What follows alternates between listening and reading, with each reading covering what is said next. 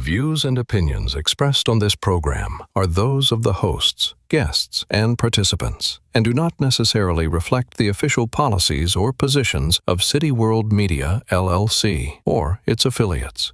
All shows are produced with full participant consent. City World Media does not claim ownership of any third-party music featured and uses all tracks only with proper permissions or licenses granted by their respective rights holders. City World Media operates in accordance with fair use and digital broadcast guidelines on all platforms. From my city to your world, we are City World. Thank you for watching.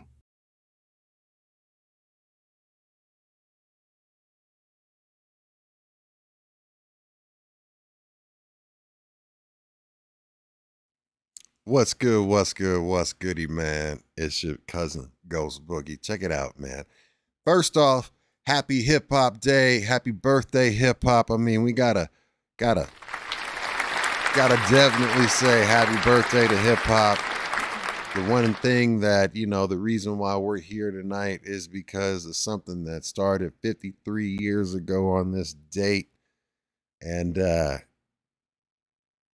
it's been something that's been with me my entire life, and I've watched it, and been a part of it, and it just has been able to shape me as the person who I am. And so I got to give a big props to that. But also I got to give big props tonight because last week we had DJ MROK and CM, aka Creative, join me on B-Boys Underground, and they gave us a chance to get into the experience which shaped them, their history and hip hop, their individual pasts, and how those pasts eventually came together.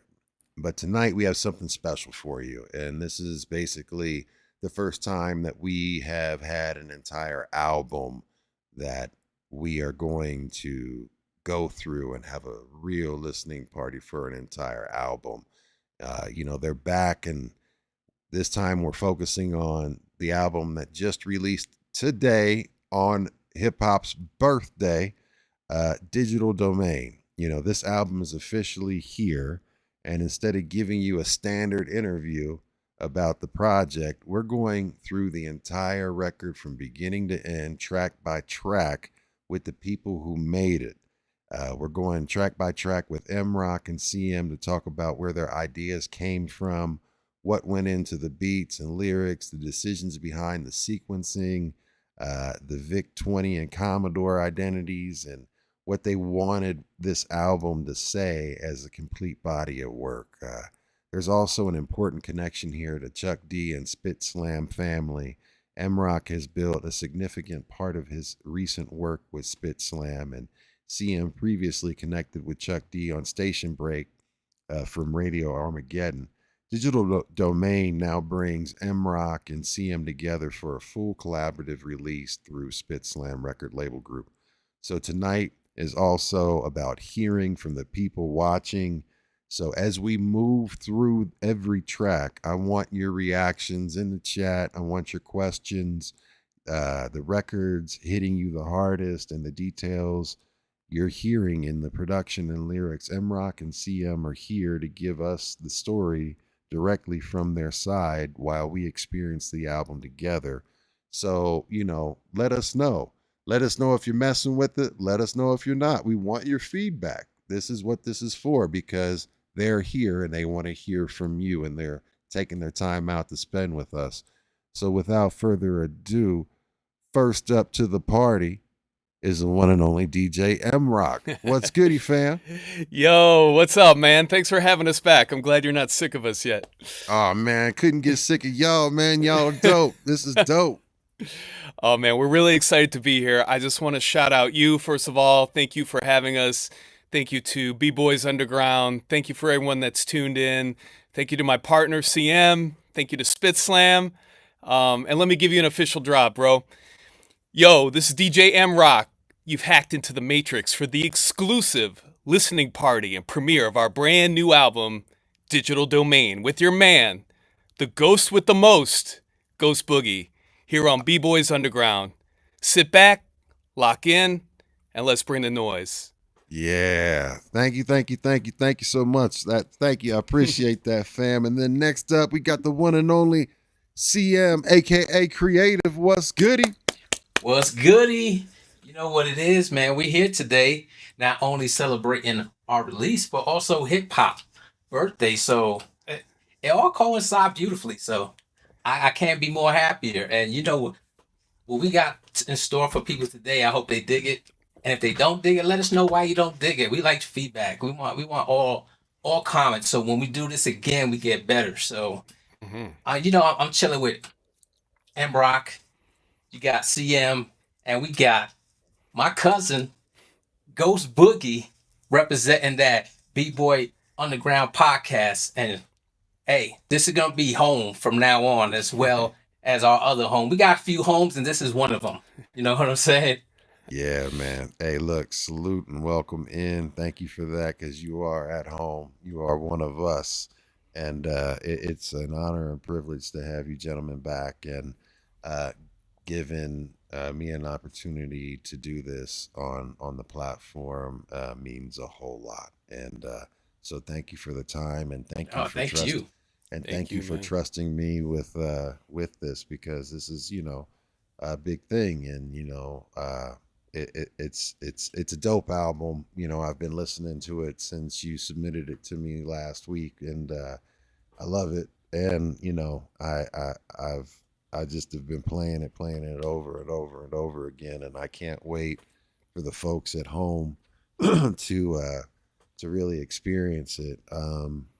So what does this mean to actually, have a release on hip hop's birthday? Was that intentional, or did it just kind of like work out that way? Or tell us about that. Oh man, I'd like to sit here and say it was absolutely planned out, but it just kind of like the universe just said, "Yeah, this is the day we're putting this out." So Yeah.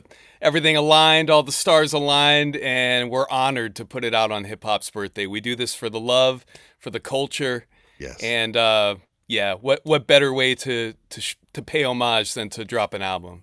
Hell Yeah, yeah. it's definitely the universe talking, because Hmm. I remember C Doc was like, "Hey, we're gonna release it in August."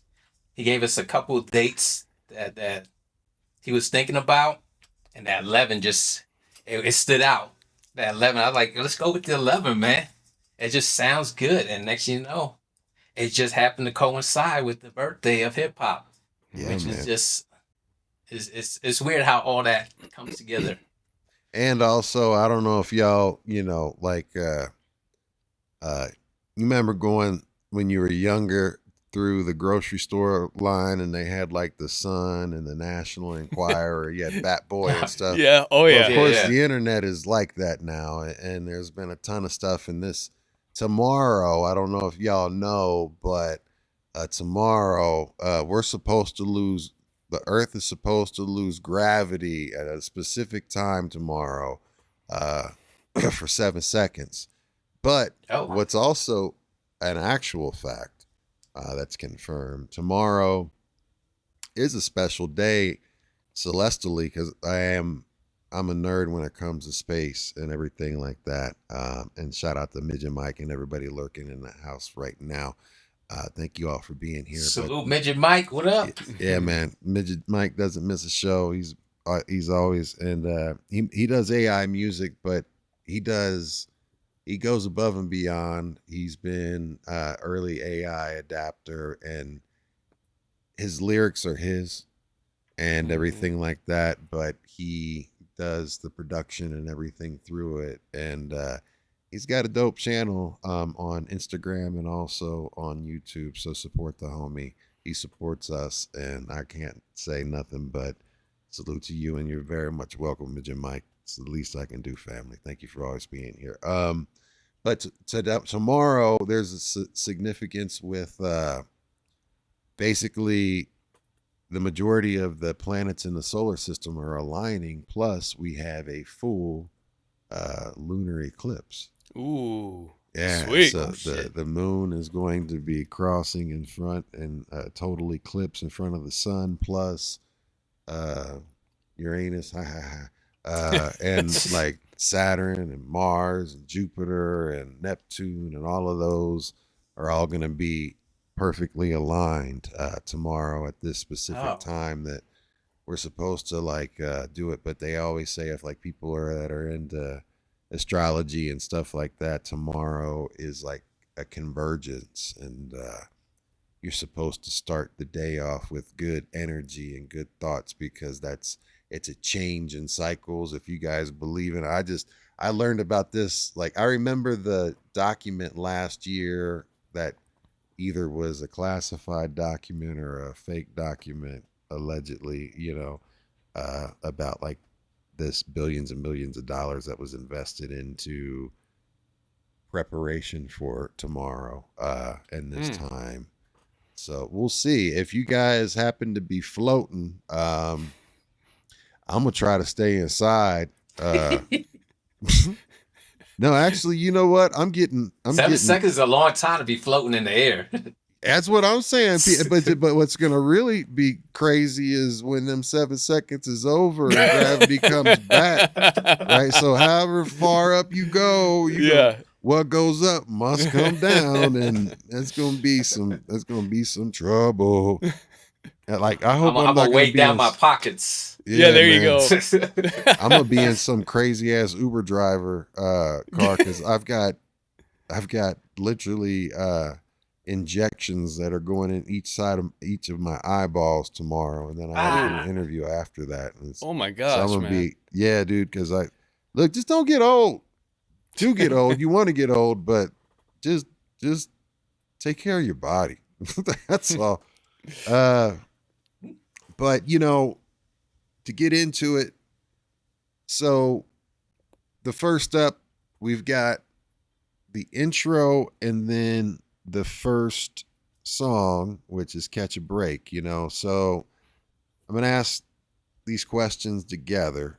So with intro, when you were deciding on how to open Digital Domain, what did this intro need to establish about the album before the listener heard the first full song?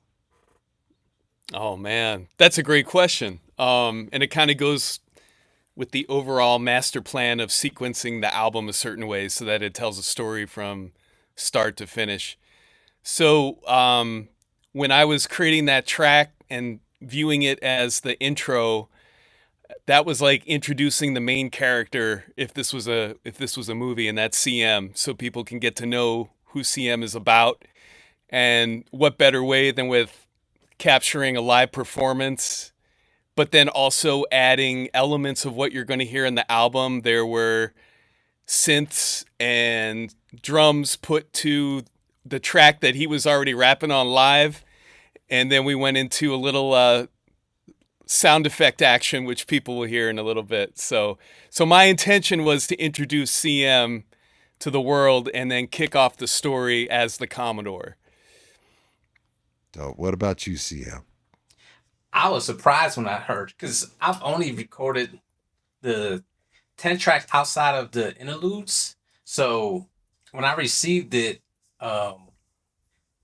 it was the first time I heard the intro, and to know that MROK had digged into the CM files to even find that, because those like the performances from probably 2015 maybe. Gotcha. I want to say 2015. Yeah. That's where that show took place. So he had to dig back, and it was weird to hear it at first. I like, yeah, where do you pull that from? Like, oh, I know that show. And then I was like, oh, okay, I see where he's going with it.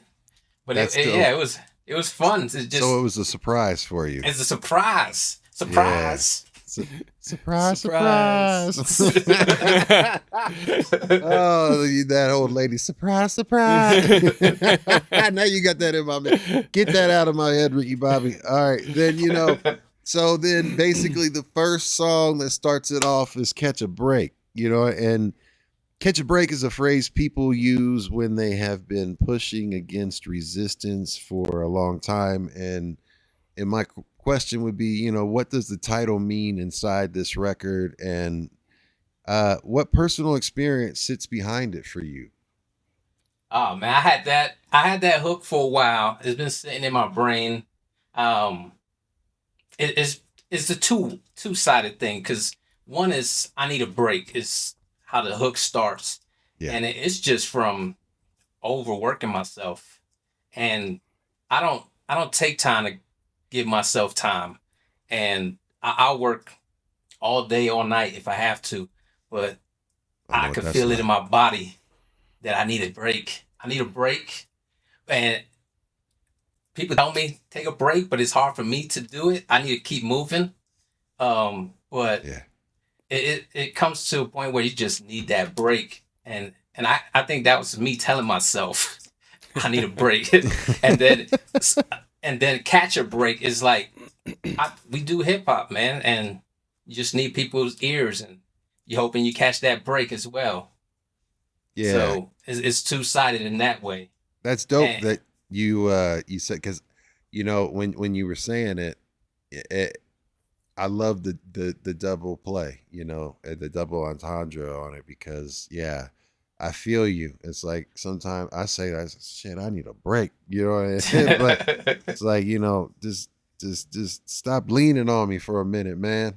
But when I'm thinking about music, it's like, I need a break, because that's part of, especially when you're crate digging and you're listening to old school songs, and it doesn't even matter, even with new, like when anybody hits a breakdown, in a song, it just makes you like scrunch your face up and go, it's just like, oh, yeah. Let that shit breathe for a minute and then bring it back. I think most hip hop lovers definitely love break beats and like the breaks and everything like that.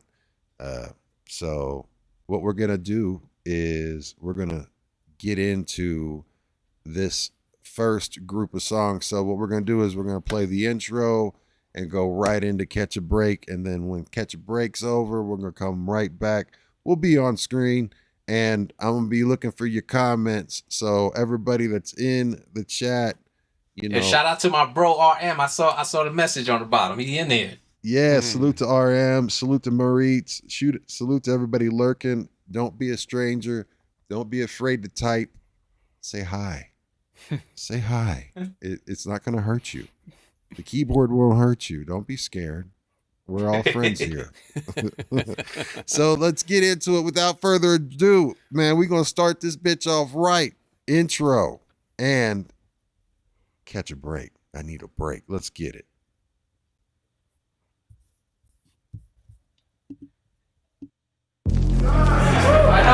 My name is CM, originally from New York City, and I decided to just travel, do some music outside of the East Coast, spread it to the West.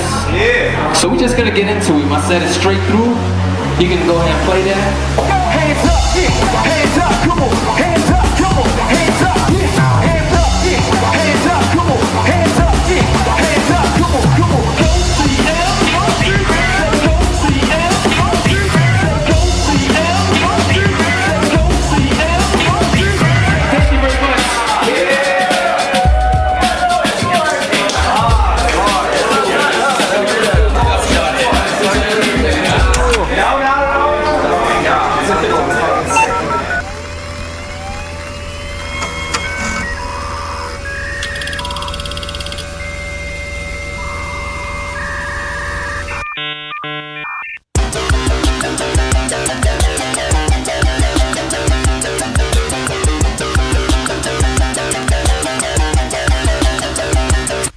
Yo, I early rise, get to roam the outside. Put my handyman skills to use, and that's how I provide a little dough to eat some fries. Something on the side, go home, repeat the process. On the weekend, might take a ride. Probably not. Spark the Xbox or the PS5. Maybe I just work the PC tonight. Dump the beat to store one from scratch. Well, I might just dig into new Vic 20 batch. I got so many options to weigh. When it comes to instrumentals, I got so many new projects on the way. I got a few I need to go through, gotta bang on some verses. Do I write then spit or do I rehearse it? Whatever the process, I'm still gon' rock it. But when it comes to music, it's a nothing for my pocket. But take money, take money. So working 9 to 5 to lick up a vibe, something for me. I guess pennies over dollar, need a hustle, new race. I don't get paid like those who go with lead a fast break. I'm not in the huddle where I call a play it, yo, break. I'm just out in the field, working hard and need a break. I need a break, need a motherfucking break. I need a break, need a motherfucking break. I need a break, need a motherfucking break. I need a break, I'm just trying to catch a break.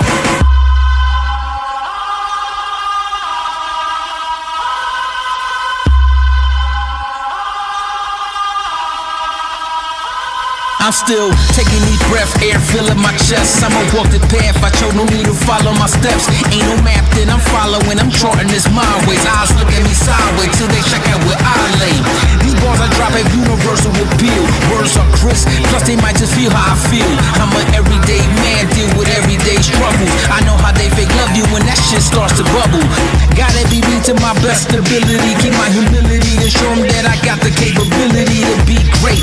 I know doubts hustle escape, especially when you look around and seems like it's checkmate. We used to play porn for those who care enough for my outcome. Suckers like them, they getting outdone. My break is coming whether smooth or rugged, cause my brain is where I store all my jewels and gold nuggets. I guess pennies over dollar, need a hustle, new race. I don't get paid like those who go with lead a fast break. I'm not in the huddle where I call a play it, yo, break. I'm just out in the field, working hard and need a break. I need a break, need a motherfucking break. I need a break, need a motherfucking break. I need a break, need a motherfucking break. I need a break, I'm just trying to catch a break.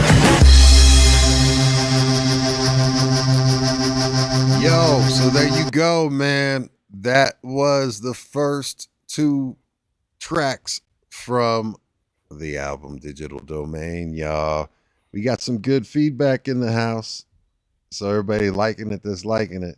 And that's got a catchy hook, man. I love that. I need the motherfucking break. Like, I love it. I love it. So MROK, tell us, about from the production side, going through that track and, take us through like your process when you were putting that together sonically. Yeah, absolutely, man. So most hip hop production that I do, it starts with the drums, and then I start to layer on different elements. And I like to get really noisy with it, as you could probably tell. If people like that, they're gonna like the rest of the album because it's kind of got that noisy techno vibe with big hip hop drums. I wanted CM's voice to get distorted at certain times. I wanted it to be echoey and big and booming. I just wanted something that would like kick off the album in a way that grabs people and then makes them hungry for more. And then I think the last element in there was kind of those cinematic, like I put that behind there just to kind of give this a whole kind of like a sci-fi cyberpunk movie kind of feel. So yeah, man, I just threw the kitchen sink at it and this is what came out. So. I loved it. I mean, it definitely, I love the theme of like, so I've got to tell you, in regards to like just the album artwork and then also the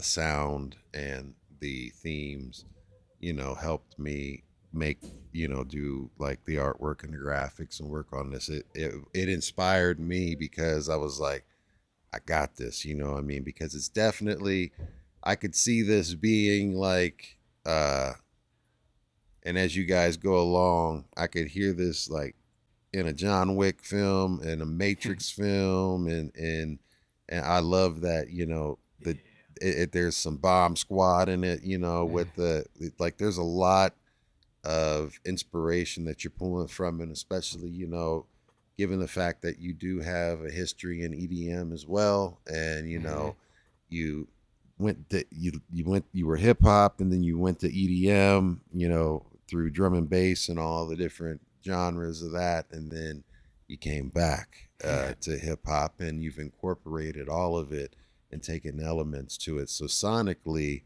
you know, when I listen to any of your productions and everything like that, that you can hear it, and the way that you meld the two together is perfect, and it's accessible, and it makes it accessible to a larger audience, and like the heads can fuck with it, the streets can fuck with it, you know, and you know, even casual listeners, you know what I mean, that might not necessarily like hip hop, but they like the electronic sounds. It's accessible to them too. So yeah, you thank guys you, man. did a great job, and the chat is definitely liking it, and salute Hood Hippies.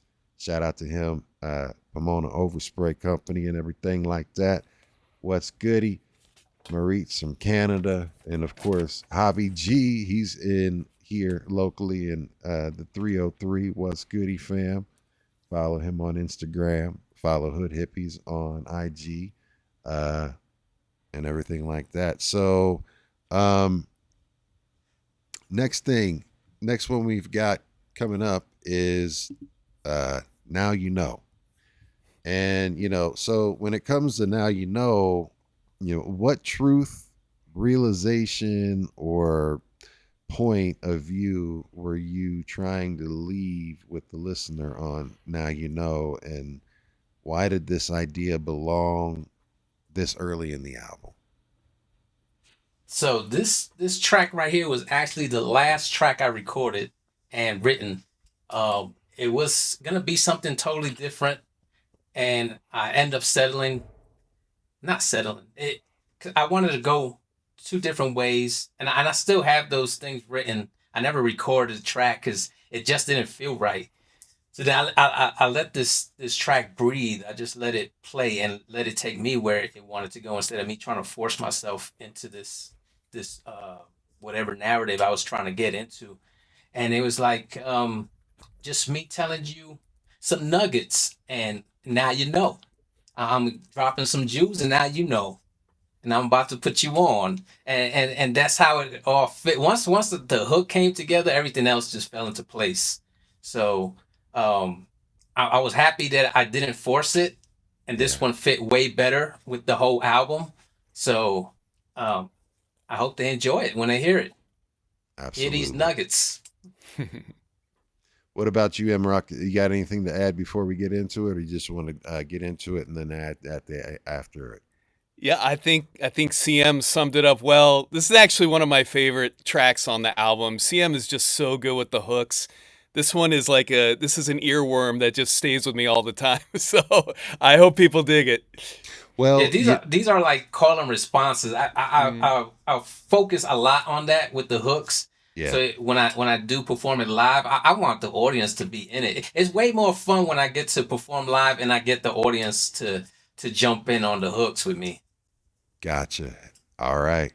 Well, hey, y'all, we are getting ready to get into Now You Know. So here we go, y'all.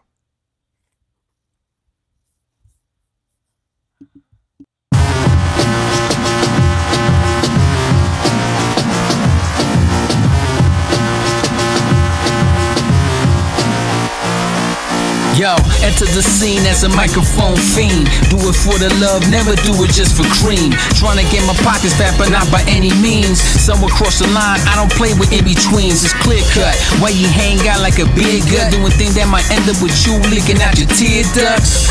I'm in the last ripping draft, trying to put out a body of work that get dissected in a class. They barely put it in for that shit, quick to be called trash. Or only hot for a few, wasn't designed to ever last. Quick hitters, not known to go deliver. So when the clock strike 12, you return as a regular figure. I emerge as a never gonna be a quitter. Hold it down till my name become undeniably bigger.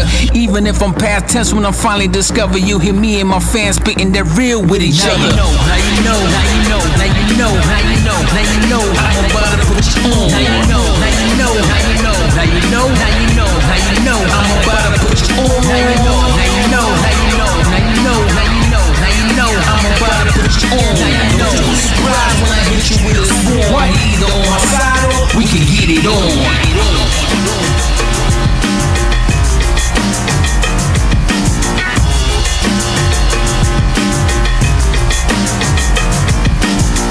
Yo, I don't hold a grudge on those who slept. I ain't do enough prep to flood the internet with visions of my set. So the audio I kept putting out is the ones who knew but still had doubts. This is payback. I'm on your head like a wave cat. Collabing with cats who've been feeding me tracks. Now stop with it. Salute to those who keep copping it. Rock with it. The rest of them are like ostriches. Head in the sand, not aware of the sounds I've given. Still driven, speaking of the life that I'm living. Talk about the world I'm seeing, all the human beings I've connected with, whether positive or negative. Some need to be fed, it feels like it's a sedative, but the angel on my shoulder advised to let him live. So I oblige with the request, cause being hot-headed rarely equal long success. Now you know, now you know, now you know, now you know, now you know, now you know, I'm about to push on. Now you know, now you know, now you know, now you know, now you know, now you know, I'm about to push on. Now you know, now you know, now you know, now you know, now you know, now you know, I'm about to push on. Now you know, don't be surprised when I hit you with a swarm. Either on my side or we can get it on.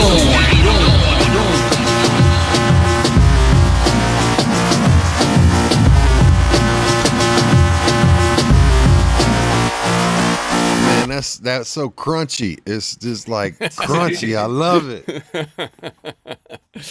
It's that, I mean, like that's when I heard that, like I was just like, damn, I love that. I love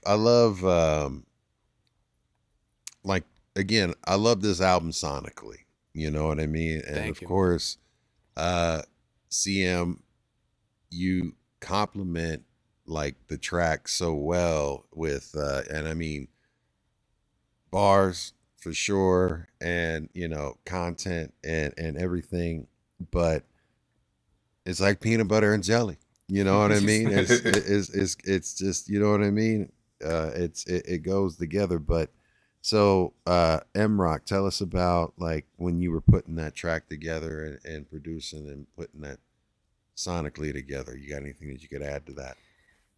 Yeah, you know, this is probably like one of the funkiest beats on the album, and on paper it doesn't make sense. It's like it's an acoustic break with cowbell in it, but I paired it with like techno instrumentation, like an acid bass line in the background and all sorts of layering of like sonic noise, and it just works somehow. And it's like I love being able to pull stuff like that off where it's like you wouldn't expect that kind of instrumentation to be on that kind of beat, but you put them together, man, and it's a beautiful thing.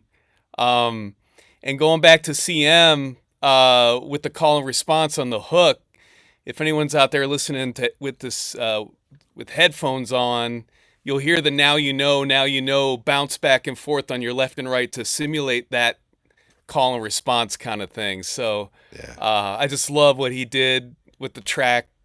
I love the lyrics, hanging out like a beer gut, fists like a sedative. I mean, come on, man. It's dope. Absolutely. When I got that track, it didn't have that breakdown on the second verse. What made you put that guitar in there? Oh, yeah. So that was actually, so that was a synth. A synth. A synth line that I came up with. I don't know, like, if I had, like, ADHD on this album, but I wanted to, like, change it up every certain amount of bars so people would stay engaged and hear, like, something new and be, oh, what's this? Oh, what's this? So that everyone would, like, want to listen to the whole song sonically. Obviously, lyrically, it's compelling, it grabs you, but I just like to do switch-ups and unexpected things to keep people, like tuned in. So, yeah, that's where that came from. Yeah, that's dope. I mean, I agree with the those are the things that I always listen for, and then always catch my attention because I do have ADHD. I got OCD. I got OPP and all types of shit. You know what me. I mean? Yeah, you know me. So I got all the letters behind my name. When I walk into the hospital, they'll be like, "This motherfucker's a mess." But you know, it was one of those things that that's just continue, and it's a theme throughout the entire album. And those are the things that make you want to replay it again and again. And but also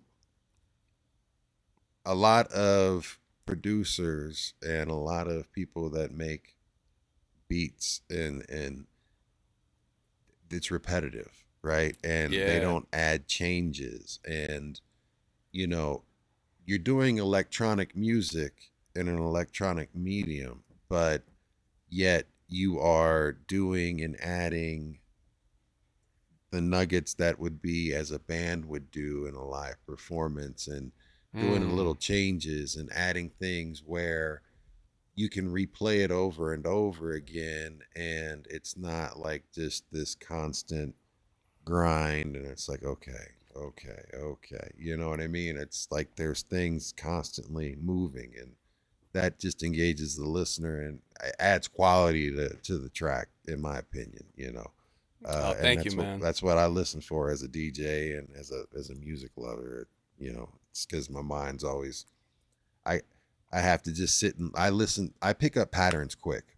Mm-hmm. You know what I mean? So when I hear like if I'm hearing a pattern over and over again, I'm like, all right, you know what I Yeah, mean? Like, yeah. give me a Yeah. change, give me something, drop it, you know, Yeah. like drop something out, put it in something, you Yeah, know. yeah, So yeah.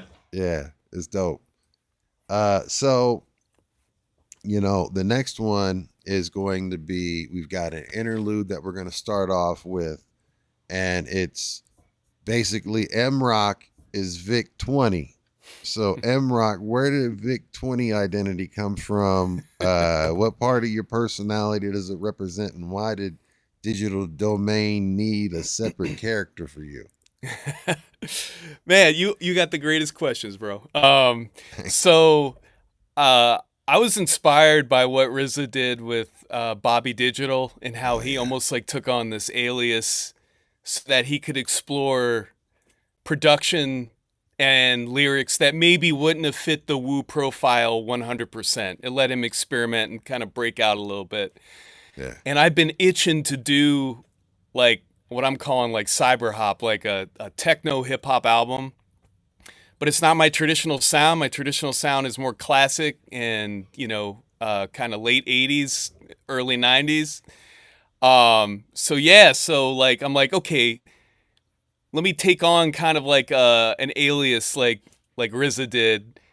And because we were getting so like cyberpunky computerish with it, I'm like, what name out there that would actually sound like a proper name for somebody? And I'm like, oh my god, if you spelled Vic 20 like Victor 20, that could be hilarious. So I ended up being Vic 20. It's from my era. I'm 53 as well. And I just like, man, that would be a riot to be Vic 20 and then have the album be Digital Domain. It's very like computer nerdy, but Yeah. we embrace it, man. I love it. I Yeah. love it. And then basically, we're gonna get part of it, or back it right up with "It's Only Right." So, with "It's Only Right," you know, what makes something only right in the context of this song, and what were you both trying to say about principle, responsibility, or how people should move? Yeah, so when I heard the beat, um, I had this hook already part of it was part of the enemy radio. So when I originally submitted my verse, it was slightly longer with the hook on it. And then when I got it back, it was just the verse, no hook. So I was like, I'm gonna save that hook for something. I'm not gonna let it go to waste. So then when as the project was going on, right into the album, that hook crept in my mind. I was like, damn, that hook might work on this thing here. And I even took part of the verses. I chopped it up a little bit that got removed from the enemy radio, and then I inserted into this. So everything happens for a reason, and everything comes full circle, man. It worked well with the beat, and I was able to build and while I was making this track, this is when I was already sort of like parted in the middle of the project, so I already knew how I wanted to attack these beats at this point. And just writing the song to this, it was like, I think the message on this one is gonna fit what we got going on here, and it's just me. It more braggadocious on this one a little bit, and letting people know that me and Vic is here. You know what I'm saying? It's only Hell right yeah. that they get to hear what we got, and it's not a party joint, but it might be a party joint. I don't know. I never write party joints to be party joints, but they sometimes they turn out that way. Hell yeah, man. Well, yo, so we're getting ready to get into first up the interlude. MROK is Vic 20, and then followed up with It's Only Right, y'all. So let's check this one out. Gentlemen, move over for my friend Vic. Vic 20. Vic 20. Vic 20 also plays games like you've never seen before. Vic 20. Vic 20. Vic 20. Vic 20. Vic 20. Vic 20. Vic 20. Vic 20. Vic 20. Vic 20. Vic 20. Vic 20. Vic 20. Vic 20. Vic 20 does more than your machine.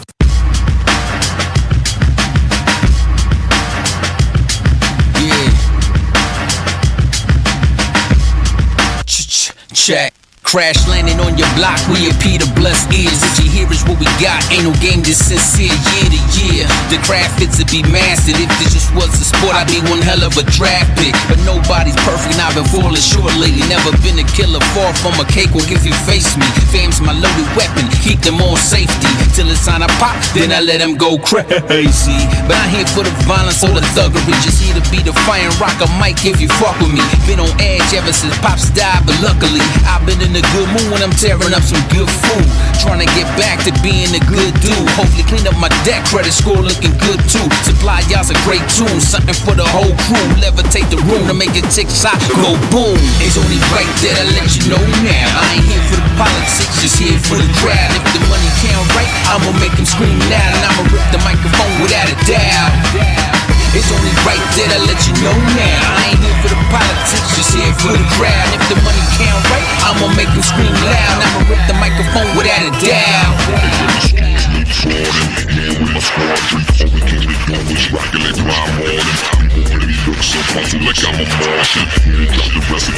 The left story from those who attempt to rap was whack, and that's factual. All I do is come off natural, spit actual. Things I done to live is real simple, and when I story tell with easily decipher, they're skillful. The real truth, most rap gimmicks are hard to stomach. Real life, they run from it, barely keep it 100. That'd be like me talking about drinking and getting blunted when I'm sober like a newborn baby, fresh out the tummy. But they let me off the leash to tear shit up like I'm a beast. I've been featured all these beats. I'm not get a little sneak. A lot of y'all ain't even peep the technique that I freak. Just cause it's free, don't mean that it ain't good enough to keep. It's only right that I let you know now. I ain't here for the politics, just here for the crowd. If the money can't write, I'ma make them scream loud, and I'ma rip the microphone without a doubt. It's only right that I let you know now. I ain't here for the politics, just here for the crowd. If the money can't write, I'ma make them scream loud, and I'ma rip the microphone without a doubt. Everybody say rip, shout, don't stop. This right here's for hip hop. This right here's for hip hop, hip hop, hip hop.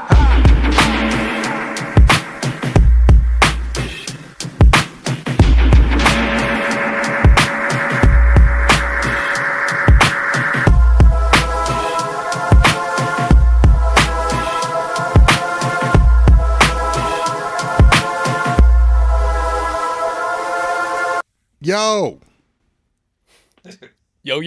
Yo. we got a lot of reactions in the chat on that one too. That I mean, and the changes and the breakdown and everything, how you changed it at the end. Tell us and walk us through the production on this one, fam.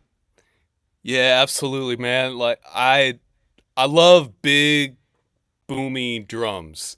So the reverb was like up to 200 on this one, on these drums, and like kind of cavernous actually. So that's just something I love. So we got boomy drums.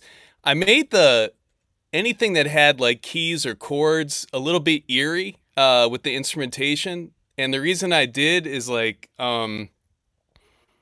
it's not always easy to do what's right. There's kind of, it can be a slippery slope. You could try your best, but I didn't want to make like a happy kind of song where we're sounding like preachy. I wanted it to kind of have like this, edge where it's like, all right, we're talking about one thing, but the sound is kind of like another, and we're kind of showing it can go the other way kind of easily here, especially in this kind of like cyberpunk world that we're establishing. So yeah, man. And then I just want to shout out the robot voice in case anyone was wondering. Yeah, that came out of nowhere when I heard it. I'm like, oh shit, I'm a robot. Yeah, once again, man, like tying into the sci-fi theme of the album, but CM's got a lyric in there about, he mentions a Martian, and that's what like triggered it for me. And I'm like, yo, let's make him a cyborg for just a little bit, and then we'll pop back out to reality. So yeah. Yeah, it's dope, man. That's super dope. And what did you think about it when you first heard that, CM? It came out of left field for me. Because especially the whole beat, the way he hook goes in. I mean, verse goes into the hook. The way the beat changes when that hook comes in, it gets liver as the hook plays, and then that robotic voice just came out. I was like, what the fuck? And it's like, yo, this is crazy. But it only fits the theme of the whole album, so it only right that it was added to it. It wasn't like ill. It was like, oh shit. Yeah, man. I mean, and even T the G1 said, you know, this is some action movie. This is, I hear this in some action movie, and you know, I keep saying it. I've been saying it. I think the whole album is like a action movie. You guys need to like do like a video, like a whole video to it, like a futuristic dystopian, you know, hell with AI the way it is nowadays. You can churn some shit out easy. C-Doc, he had put together the rest of the artwork for it, and he got me in it and MROK looking like detectives almost. Like we got the leather jackets on, we got the shades on it, and it just looks like it's prime for a movie. Like if we could turn those characters, that scene, into something longer, like long form for each track, and just make it connect to the very end, that'll be so dope. That'd be sick, man. Absolutely. Yeah. For real. So, you know, basically the next track that we're getting ready to get into is Nah. And, you know, there's a lot of power in simply saying nah. You know what I mean? Like, so what are you rejecting on this record? And basically, what did you want the listener to understand about drawing a line and standing on it, in my opinion? So on this track, this was probably one of the first ones I recorded. So this song I already had in the stash for years. Okay. And I didn't have, the beat that it was on was cool, but it wasn't what I wanted for that track. So I just left it in the back burner forever, but I always liked the theme of it. And it's basically, I'm going to give you the real. I'm going to give you that classic hip hop, that golden era vibe, but I can give it to you. These new people be like, nah, we don't want that. We want whatever's out now. And so that was the thing. Like if you go through the hook, just the hook alone, so what I bring to the table, skill with integrity to match. I'm a seasoned vet. If hold on, let me pull it up so I get it right. But I'm breaking down like what I'm putting to you. Like I'm giving you that real deal, and people aren't just gonna accept it the way it is. They be like, nah, they don't want all that. They want it simpler. They want it way more cookie cutter, like everything that they've been listening to. And I'm giving you something totally different. So that Nas like, yeah, we hear the gems, we hear the jewels, we hear the knowledge. Nah, we don't want all that. And that's how it gets broken down. That's dope, man. I mean, I love it, man. And do you have anything you want to add to that before we get into it, MROK? No, man. I'm gonna let the music speak for itself, and then I'll come back to you, man. All right. Well, here we go, y'all. Nah. I like saying that to people. Like, nah. I say that all the time to my kids. Nah. It's addictive. When you start saying nah, it goes on and on. You know, like the Dave Chappelle skit. Nah, see. Yeah. That's what I was like. Nah, see. But here we go, y'all. Nah.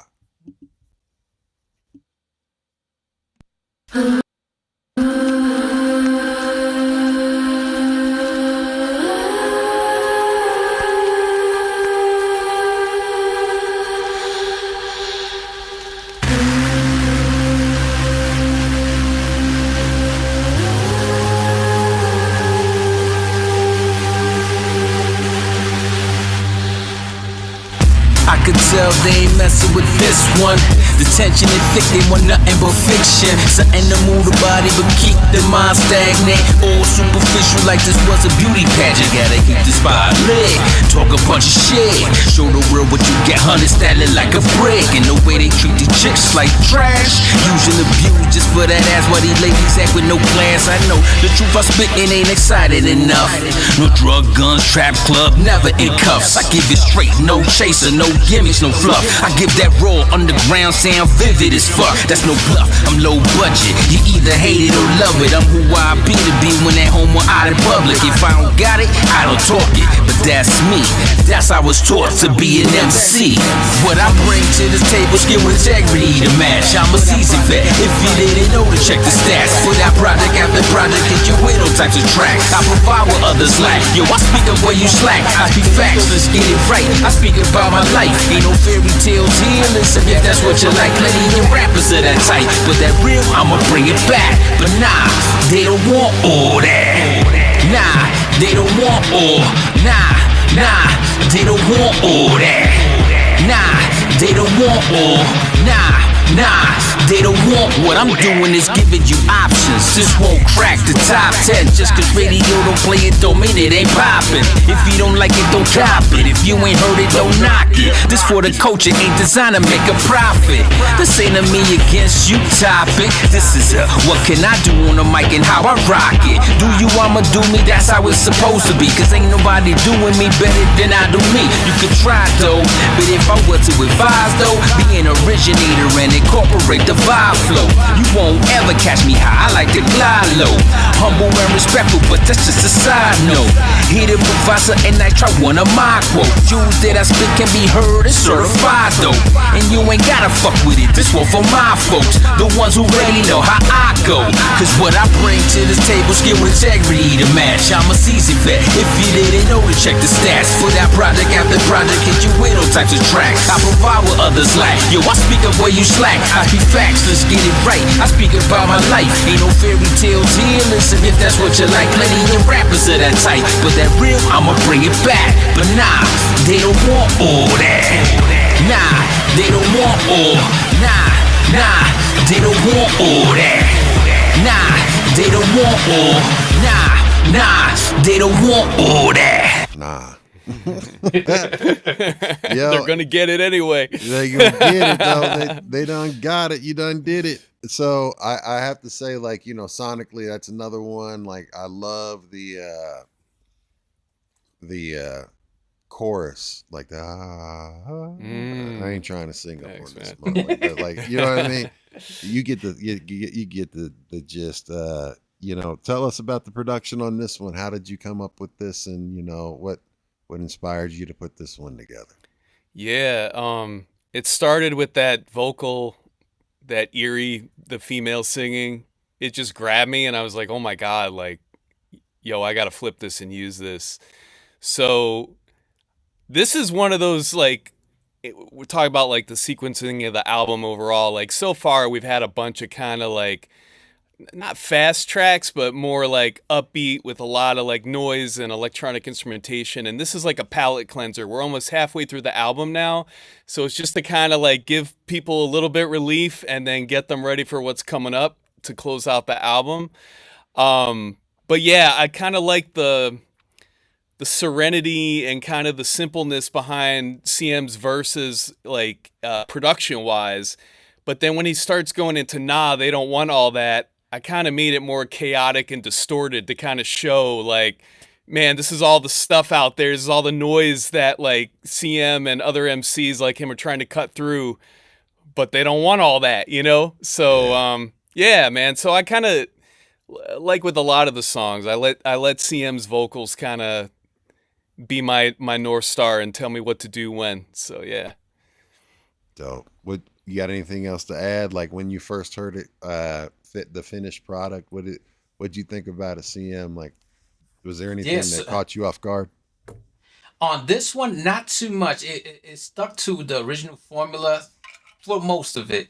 But when I first heard the beat, because it was so much slower than the rest of the album, it gave me that opportunity to flex that old verse on this new beat. When I heard it, and it was probably one of the first beats that really caught my ear because of that melodic sounding like female voice in the background. I was like, okay. And as I let it play, I'm spitting that verse. I like, oh, this spit like a glove right here. So that was the first one I recorded, and it just fell into place the way I wanted it to, and I didn't have to cut anything. Like I didn't have to trim a verse down. I didn't have to mess with the hook to make it fit the beat. It all just felt right on there, like it was molded for that track. So yeah, and MROK, to what you had said as far as like the palette cleanser, I do like the switch ups and you know, part of sequencing. One of my things that I've always wanted to do was to like be able to score a movie, and when I say score, not actually score, but you know, sequence and put songs in, you know, to be able to like, all right, here's a movie, pick songs to put in here and do that, right? Like create a soundtrack.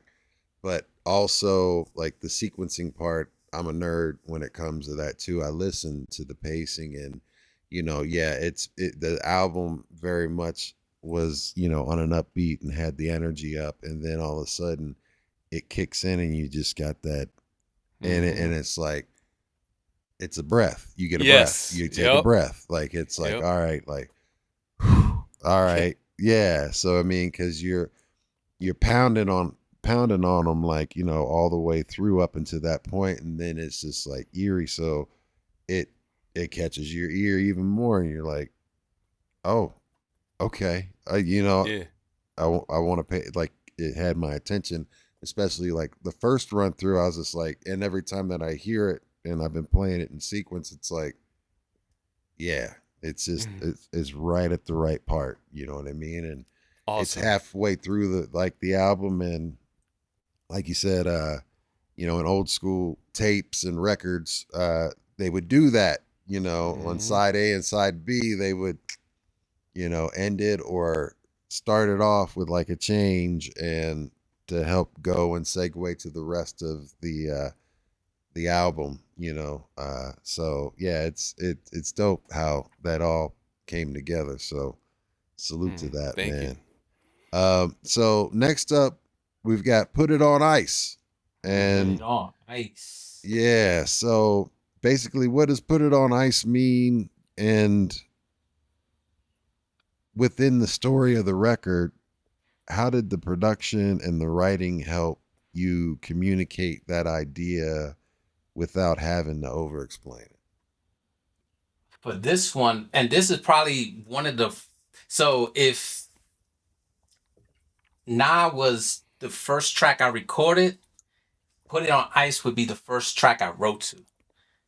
So when I heard that beat, it had that build up to it, and I was like, where's it going? Like, where you taking me? And then once it dropped, it's like, oh, this shit's hot.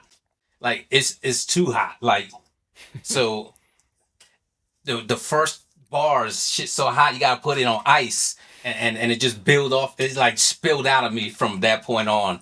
And then once I got through the verse, I was like, okay, hook time. Them two first bars, I love it so much that I said, fuck it, let's throw it on the hook as well. Let's just push that is hot, put it on ice.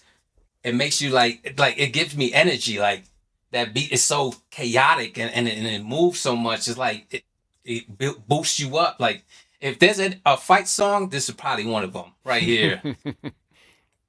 This is the sock the screen song. Yeah. This is where you put the John Wick fighting common sense in the train station or whatever that. This is to tear the club up. Got it. You got anything to say before we get up into it, MROK? No, man. I love what CM did with it. Just like I love what he did with all the songs, and it just fit perfectly. So yeah, man. Shit's about to get hot. Here it is, y'all. Put it on ice.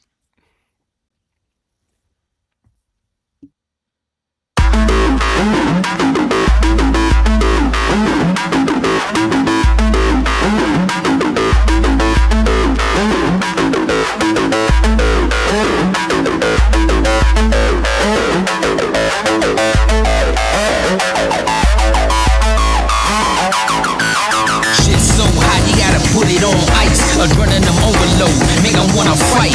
Credit gets swiped for the afternoon delight. Something quite nice, then it's off to catch a flight. Hit a new height before I hit the reset. Then I'm back granted looking for something decent. That new, nothing recent. If they were cool, I would've kept it, but they had me playing defense. Now I'm tapped in, peep what I equipped on them. I'm upgraded as I Tokyo drift on them. Machine 56 beat the gears, I look through the rear, pedal to the max, watch the comp disappear. Ain't no telling where I'm headed, but I'm getting there. I stare as I approach. Lady quotas, they ain't playing fast. I already know they don't want me here, and that's perfect. That's exactly how I like to work it. Shit's so hot, you gotta put it on ice. Shit's so hot, you gotta put it on ice.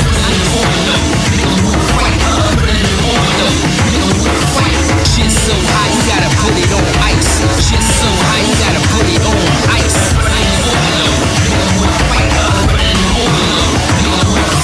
Get up in my bag and I do it like so. So in the zone, I do it with my eyes closed. Ain't nobody know till I go rogue. Been so low, time to win it. What type of threat that I pose? I'm at home in the shadow, but I thrive in the light. Well mannered, so polite, never overhyped. Been in oversight till I rocked on the mic. Now they trying to catch a vibe and tell me what they like, but I'ma do me still. This ain't a cheap drill. I be feeling myself like I took a weed pill. Give it to you non-stop till I'm pushing rope. So sure you would think I need an overcoat. Not known for the drink coke or any smoke, but so dope you would think that I overdose. Well known for being unknown. How ironic that I now bumping out your cell phone. Shit's so hot, you gotta put it on ice. Shit's so hot, you gotta put it on ice.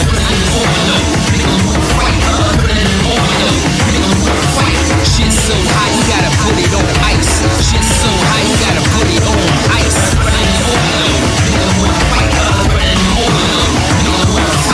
Shit's so hot, you gotta put it on. Put it on ice.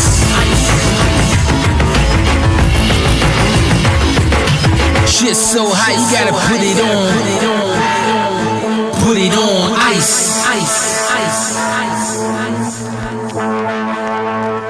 Put it on ice. Man, and I love the changes and everything in it too, man. So tell me about it, MROK. Yeah, I think a lot of the main elements that you're hearing in this album are like instrumentation and like arpeggiators and synths and stuff that I would normally use on much faster EDM music.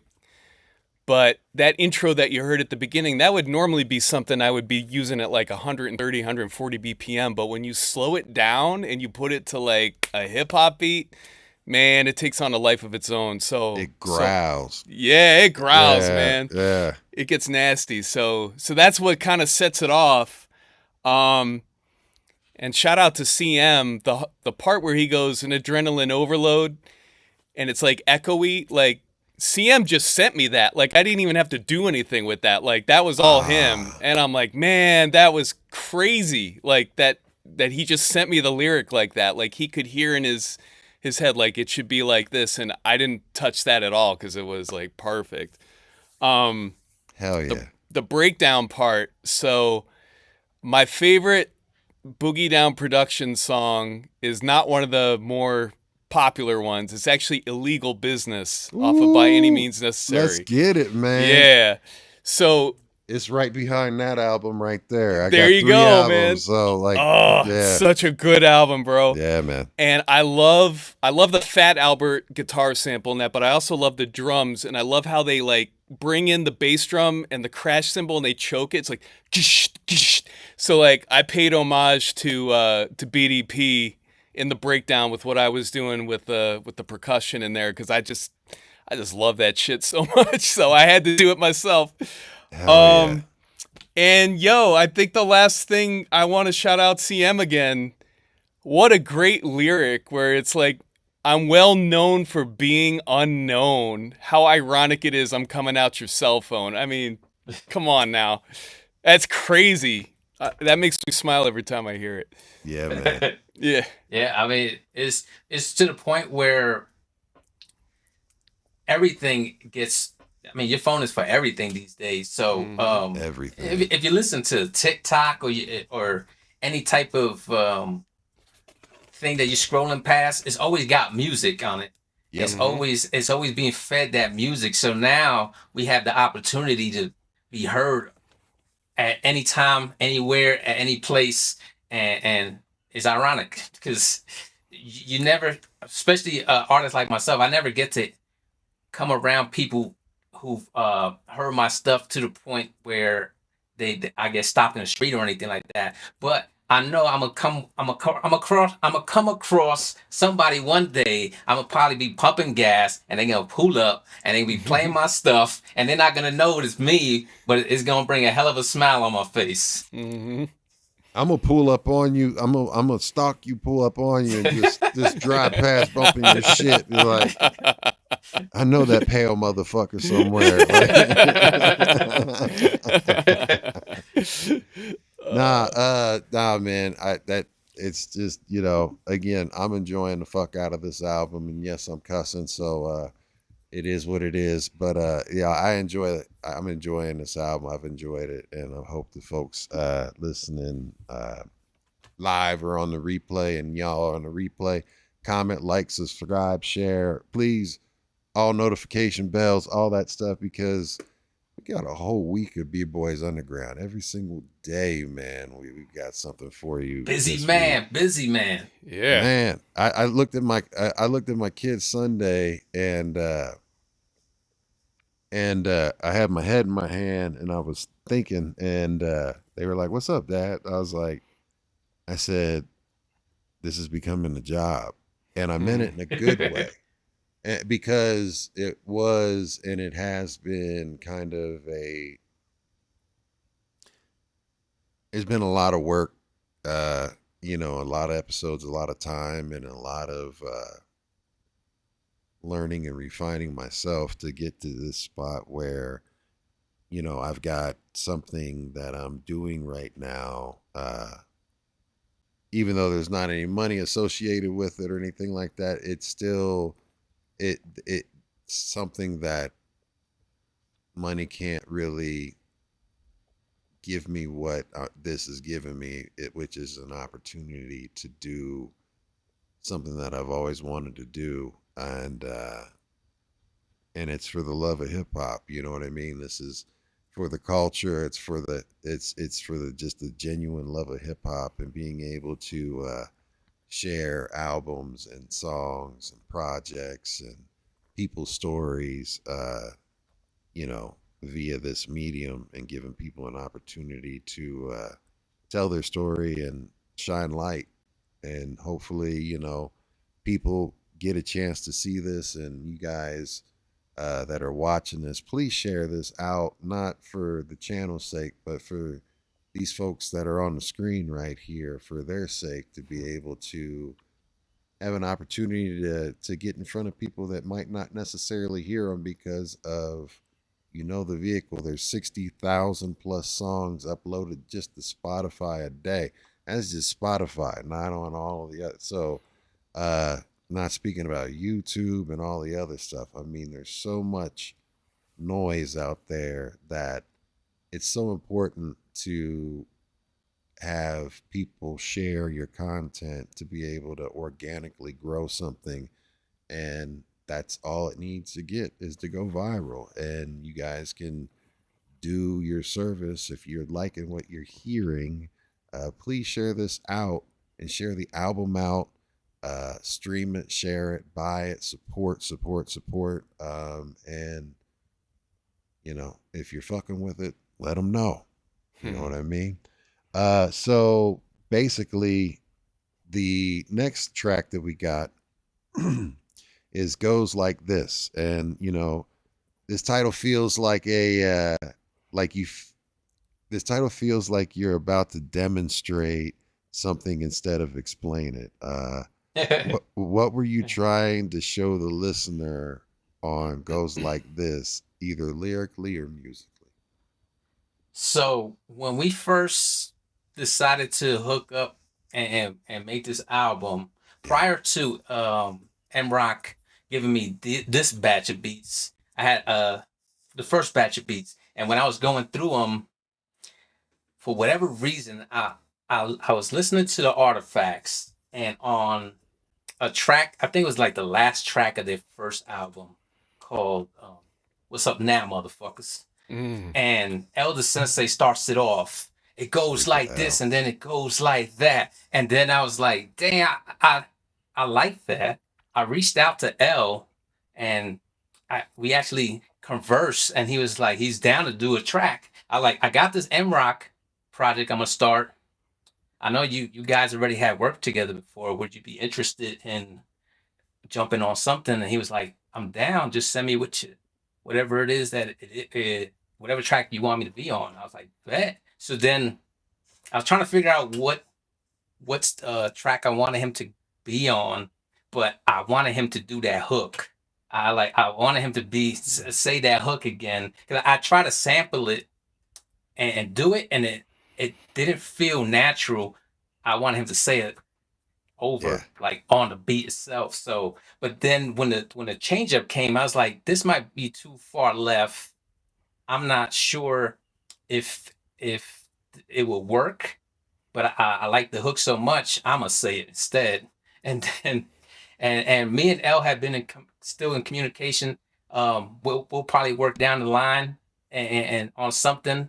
But for this project, I don't want to be greedy, but I wanted to do it myself first before I start reaching out to people, because I'd rather them hear it and be like, oh, that shit is dope, and then we run it back, and then I can get features on it way easier this way when they hear the finished product and they see how it's going. So I like that hook, and then from the hook I was just spitting bars. This is one of those just spit bars type of tracks right here. Yeah, man. I was more in my Commodore persona even before I even knew I was, because the way I was talking on this is you'll hear it. You'll hear it. Nah, yeah, I mean, like, it's what you were mentioning about, like, you know, wanting them to hear what you're doing before, like, reaching out to them and asking them, you know, that's that old school show and improve, you know. Show and improve, like, you know, in the spirit of hip hop. Like, I'm gonna show you, I'm gonna get your respect, and then you're gonna fuck with me, because you can't not fuck with me, because I'm nice. So I get it. You got anything to say before we get into this? Yeah, man, I kind of did a little bit of that myself, but very subtle when it was doing my Vic 20 montage. I at the very end it says Vic 20 does more than your machines, and that was like me saying, yo, like, come check out my beats, man. I'm gonna do more than what you're doing, which is like not like me, because I'm not really like egotistical guy, but this is hip hop, so you got to have a little bit of chest thumping. You got to have bravado. Yeah, man. But other than that, it's funny that CM mentions the Artifact song. So I've worked with L on a previous album. L was also on Tower Babylon. I love L. He swung through the Chicago area a couple summers ago, and we recorded some stuff here in my studio. But then he was doing a live performance, so I got to DJ for him. And we did that song, and what was funny was the crowd was so used to being polite. He was wanting it to be a call and response. They wouldn't swear. They're kind of like looking down at the ground, and they're kind of like, "What's up now, motherfucker?" Like, it's just like so timid, you know. And we're trying to get them to like, "Come on, it's okay. Like, let's do this." So every time I hear that song now, I think about that because like they just weren't ready for it. But yeah, man. Yo, so stuff. check it out, man. We're getting ready to get into Goes Like This. So here we go.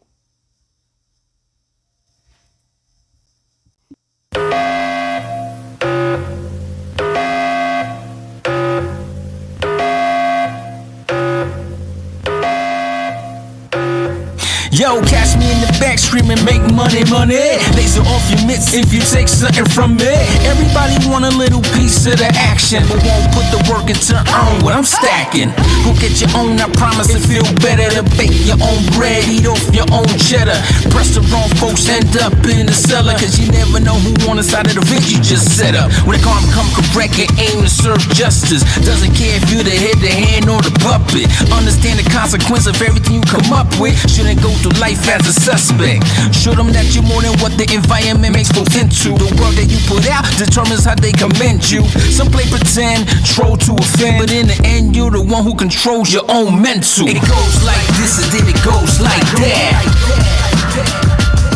Hey yo, it goes like this and then it goes like that.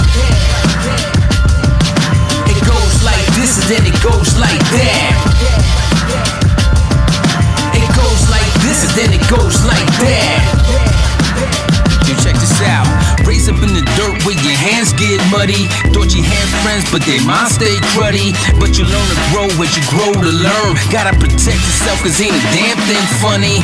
So as we wait to make our great escape, we come to realize who we standing in our way. So we develop a state of mind to buck against the system that try to hold it down and disrupt our rhythm. I'll hold you down, long you hold me down. Make a few rounds as we expose the clowns. And when things hit the fan, we stand on solid ground. Stick to a lane and we bless you with the sounds of our experience.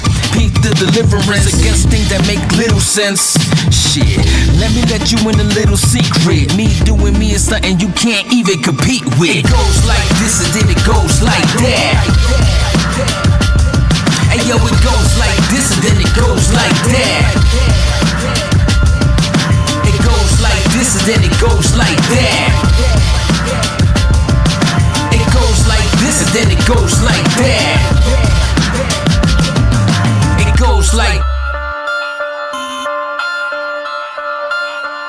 It goes like. It goes like this. It goes like this. Then it goes like that.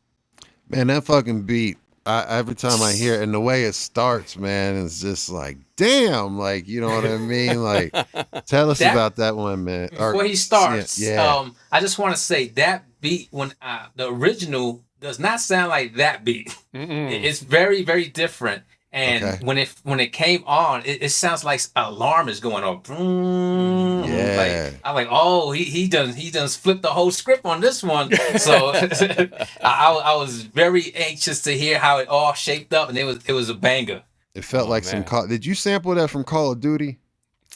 I actually think I got that from, there was like a sci-fi sound effects record, which they probably got it from. Which possibly. And it was like a spaceship red alert kind of thing. Yeah. And I'm like, oh, that'd be a dope way to start the song. And like, once again, back to sequencing. I don't know about you guys, but if you've ever worked a 9 to 5, 2 o'clock, 3 o'clock, there's the 3 o'clock slump where it's like you've got 2 hours to go, but you're just like, oh my God, I can't go anymore. And we're getting toward that part of the album. It's like the 2 o'clock, 3 o'clock part of the album. So the alarm is once again to keep people engaged and listening, kind of like grab them. So there's thought put behind all this shit, but but at the end of the day, it's hip hop, and I just want it to be dope for people. So I'm glad you guys are digging it. Yeah, man. I call that the hour, the sick of this shit hour. Like, Yeah, sick of this shit. Yeah. I'm gonna punch somebody. No, yeah, no, but for sure. Like the way it came on and comes on, and the changes and everything like that. Of course, again, the sequencing is on point. It's something I always pay attention to, and there's always something in all of these songs that are intentionally put in there to grab attention. You know, like I can relate, because I mean, I'm listening for it, but you have fucking done it, you know, and it's amazing. And you know, basically Midget Mike said he can hear CM making a song with natural elements, and then Yeah. Thanks. T to the G1 said this project is a magnificent mashup of artistry. Salute to you both and everyone involved. Oh man. Salute to Thank you. G1. That's Text the Great. I met him out in Maryland when I lived out there. Awesome artist. He does phenomenal shit. So well, reach out to me, man. We'll get you on, man. We'd love to have you on. Yeah. I know you're working on something, buddy. Even if you don't have anything brand new, we can go and talk about what you've already had. So dig in the catalog. Yeah, I actually have him on a track on, I want to say is either the Deadly Combo or the Volume 4. He got busy on that joint. So we worked together. Super dope MC. Dope. Midget Mike said that shit woke me up. I had it blasting out my speaker. That's what it was supposed to do. Wake your ass up. Wake up, motherfucker. So, all right. So the next track is Be Careful. And yeah, I say this to a lot of people all the time, right? You know, it's something like when I like whenever I'm saying bye to people and stuff like that, I was like, be careful out there. You know what I mean? Like, be safe is kind of like what I normally say, or be easy. And you know, what experience or observation, you know, sits behind the warning in Be Careful, and who did you picture hearing this record and understanding exactly what you meant? Oh man, so when I wrote this one, it was like don't push people's buttons. I see a lot of people messing with other people and not realizing what shit they just brought upon themselves. And you can't tell people how to react. I mean, you could try, but people are gonna react how they react. So this one is like, hey, just keep it calm, man. A lot of road rage going on. You got people getting really messed up over cut off or whatever. It's not worth it. That's the bottom line. Be careful. It's not worth it. Everybody got pistols nowadays too. Oh man, and they can go overboard, and that's what the hook is like. The hook is letting you know why you had to do them like that. You ain't had to do them like that. Damn, like over what you guys have a beef with.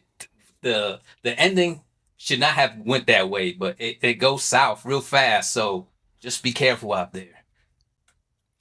Yeah, and you know that when you said that, and when this was coming together, and I listened to it, just over the last couple of days, there's a viral video of two women in a gas station. Getting into it, and there's a lady that is you know, wilding out and talking and whatever, and there's another lady that's, you know, trying to pay for her gas or get some gas, right? And for whatever happened, you know, there's not anything that it doesn't show anything if they had any type of verbal exchange before it. And I even saw the long form of it, but this lady just comes over and just socks this other female, and she immediately squared up like she was with the business, and she was like, you picked the right one, bitch, like you picked the right one.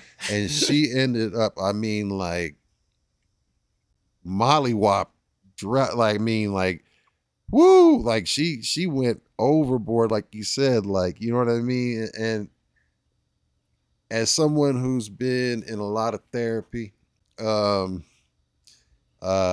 and you said road rage is something that, you know, I previously have had issues with, because especially if I've got my family in the car and stuff like that, like, you know, it's like, or when I don't have my family in the car, and if you're messing with me, I don't want to incriminate myself, but I've done some things where it's like, you picked the right one. Like, yeah, okay. You don't know that you got someone with a tism that's going to just tism out on you right now. Like, you got the right one. Here we are right now. I see it all the time, man. Got me now. And so here's the thing. I had to, it's called driving in Zen. And I literally have to like put on, I've got playlists specifically for driving, and like it's just la la la la la, you know what I mean? Like, I don't pay attention to anybody or reaction. It's just like, and someone told me, this was in some training, was that basically this person wasn't in your life 5 to 10 seconds ago, and if you don't react and you just let them go, they won't be in your life 5 to 10 seconds from now. And is that 5 to 10 seconds or that action worth a reaction that's going to compromise your freedom, your safety, your health? Because, you know, not everybody, you know, you win some and you lose some, and, you know, people are playing life or death now. I mean, you know, real. You mouth off to the wrong person and shit, you know, or just avoid danger and avoid shit at all times, and just be peaceful and go about your business and be like, whatever, like, unless they are physically threatening you and you have no other choice, be careful. Be careful. So with that being said, we're going to get into it, and then we'll let MROK talk about it. This is a good one. Check this one out.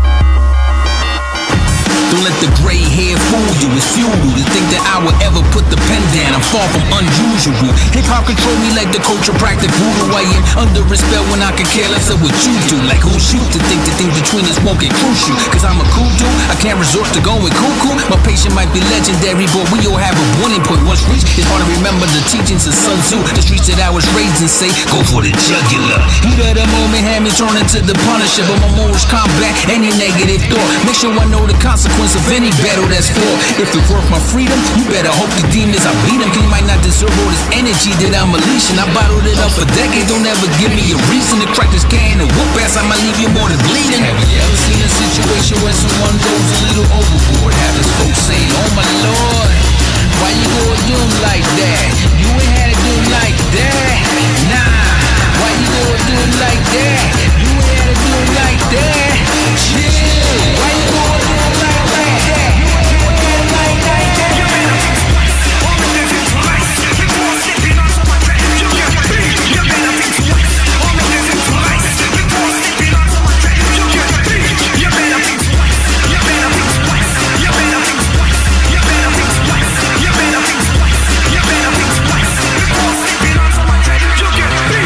I ain't got a temper, but I still practice meditation. So hopefully I could deal with any bullshit that I'm facing with a cool level head, cause I don't ever wanna see anybody end up dead over me losing control of my patience. That's not a grown man move, that's some kid shit, dude. Over something minuscule could have you head into a funeral. Die over nothing cause someone bragging or fronting. What could've been solved with words end up being handled with no discussion. She sounds silly, but it happens all the time. The road is chilly, but wrap the coat to the bone with remorse from the guilty. The aftermath reveals a psychopath, but careful who you deal with, cause life don't last, but only get one crack.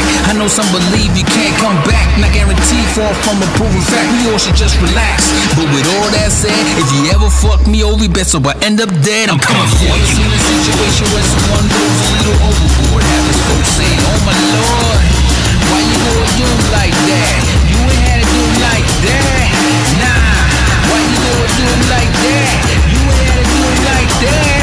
Chill, why you gonna do him like that? You ain't had to do him like that.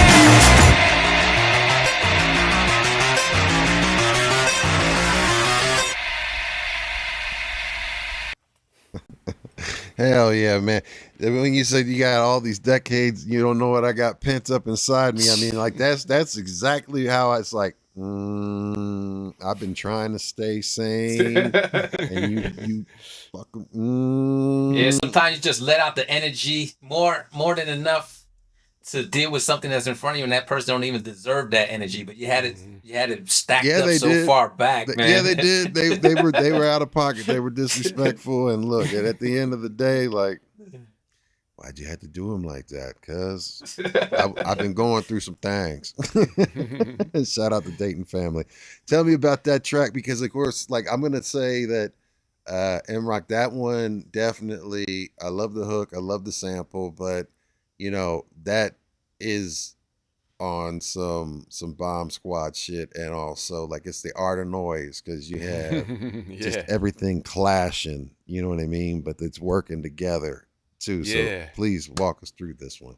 Yeah, absolutely. So these last few songs, you're gonna kind of hear like my industrial, 9 Inch Nails, Trent Reznor kind of side. I love old school rock and hip hop. Run DMC, I think, did it best. Rockbox, Raising Hell, Tougher Than Leather. I love all that stuff. But I didn't feel like electric guitar would fit this album, so I got like the buzziest, nastiest synth I could find that sounded like an electric guitar for the verses. So that's what you hear in the background. I just wanted to sound nasty. And then CM helped me shape how the chorus, the hook sounds, because his whole like, why'd you gotta do me like that? You didn't have to do me like that. Damn it. The way that he was rapping, it sounded like a situation that was spiraling out of control. So I just ramped up the noise. Like, you're like, where's this going? Like, it's like a roller coaster going off the track.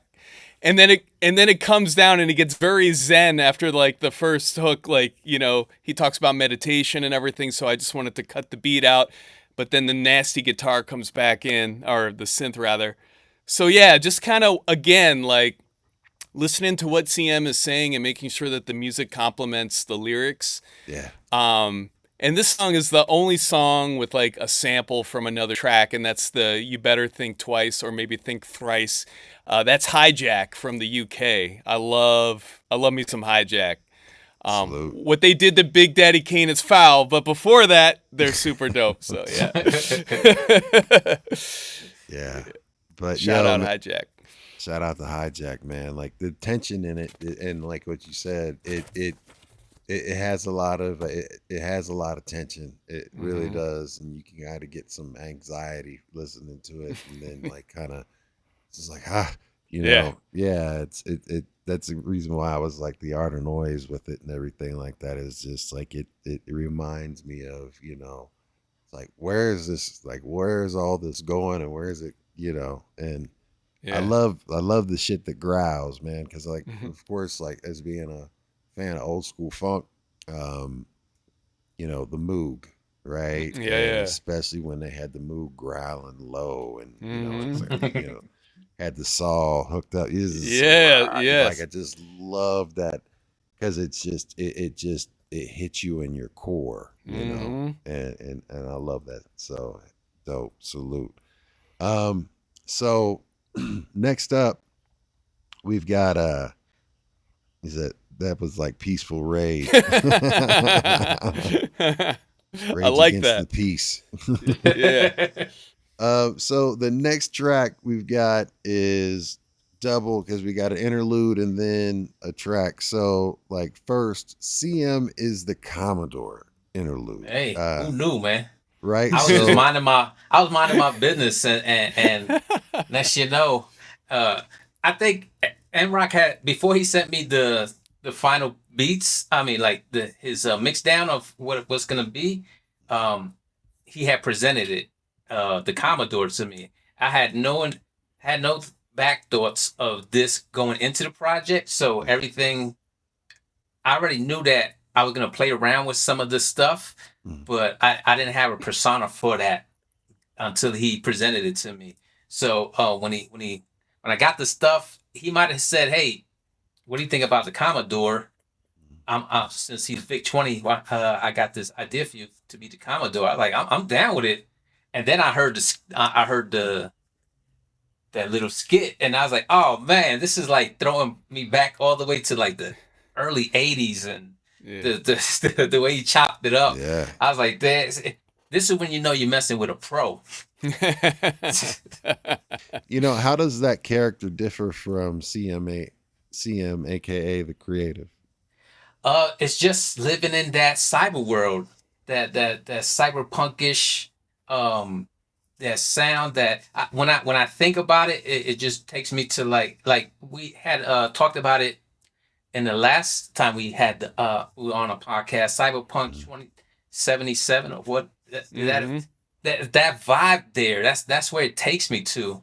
So you got the robotic arms, and you got all types of designer drugs, and you got all this futuristic stuff. So that's where the Commodore lies. Yeah, absolutely. And then, we'll be getting right in from that interlude, going right into Mirror. And, a mirror forces somebody to deal with, what is directly in front of them. And what were you examining about yourselves and other people or hip hop when you made that record? Oh man, so like you said, looking into the mirror, you can't lie to yourself, man. And you could try, but when you look into the mirror and you really look at yourself and you look at your deeds, it's right there in front of you. And that's what sometimes some people don't like to look at themselves because they know they got that bad energy. They got that something in them that they don't want to face. But sometimes you got to look into it to be a better person. Just break down what you know you're doing wrong and try to correct that stuff. And sometimes people don't like themselves for whatever reason. And looking into the mirror, you find stuff that you love about yourself, and that was part of the hook. Like I look into the mirror and I see a really cool dude. You know what I'm saying? A dope MC. I see it so much more positive. I used to beat myself up for whatever past mistakes I used to make. And sometimes you just gotta learn to love yourself, man. You're the only one that's gonna make yourself happy primarily. Everybody can add to the happiness, but you gotta be happy with yourself, or you're just gonna be miserable all the time. Facts. Yeah, what he said is a whole lot of time in therapy that I've spent like trying to actually incorporate that into my life, because I mean I'm always vulnerable about like my situations and stuff that I struggle with, and that in itself doing this forced me out of my comfort zone, and also dealing with the fact that I gotta see myself and love, because I am a person that quite honestly, I would say that I'm not going to say it anymore, but previously I've always hated everything that I've did and done, and I always had like a very negative self-speak, right? Everybody has ruminating thoughts depending upon you know, how bad they are and where you are, but you know, everybody deals with that inner voice, and that's that inner child, or that whatever part of you that's the real you, that maybe not be that's not happy with, you know, the circumstances, or you know what you're running from, and you know you're trying to push it down, and for whatever reason, and you're letting other things that you developed in your life to that maybe served the purpose at one point in your life, that helped you survive certain situations and certain periods in your life, but now have become maladaptive, and you know it's really messing up your entire get down. And you know you have to forgive yourself first, and really face, you know, hey, I made a mistake, yeah, and you have the opportunity to do some repair work, but the one thing you can't do is change it, you know. So stay in the present, and that's why I always end it that with that saying at the end of the podcasts, you know, learn from the past, don't let it kick your ass, right? And you know, do good today, stay in the present, and don't worry about tomorrow, because tomorrow's gonna be there, and that shit's gonna be there, and you're gonna have to deal with it one way or the other. But just be grateful in the moment and try to be the best you in the moment. And you know, if you need repair work, to do repair work with somebody or some things, or make amends with yourself, make peace with yourself, do it, you know, and look yourself in the mirror and start to like what you see, because it's not changing, you know, and there's always someone going through something way worse than you are. Trust me. Sure. I mean, look at the news. Just look at the news, man. You know, I mean, no matter how bad I got it, I can turn on the news or go on the internet and be like, yo, I'm happy right now that I'm here right now. Like, you know, I'm staying in my lane right now. So, I mean, yeah, this is a dope track. And basically we're going to get into it. So CM is the Commodore, backed with the Mirror. So here we go, y'all. Keeping up with the Commodore. The Commodore, the Commodore, the Commodore, the Commodore, the Commodore. But it all starts with the Commodore. The Commodore. The Commodore. The Commodore. Commodore. Because it's Commodore. The Commodore. Commodore. Commodore makes the decision easier. Cause the Commodore is keeping up with you. The Commodore.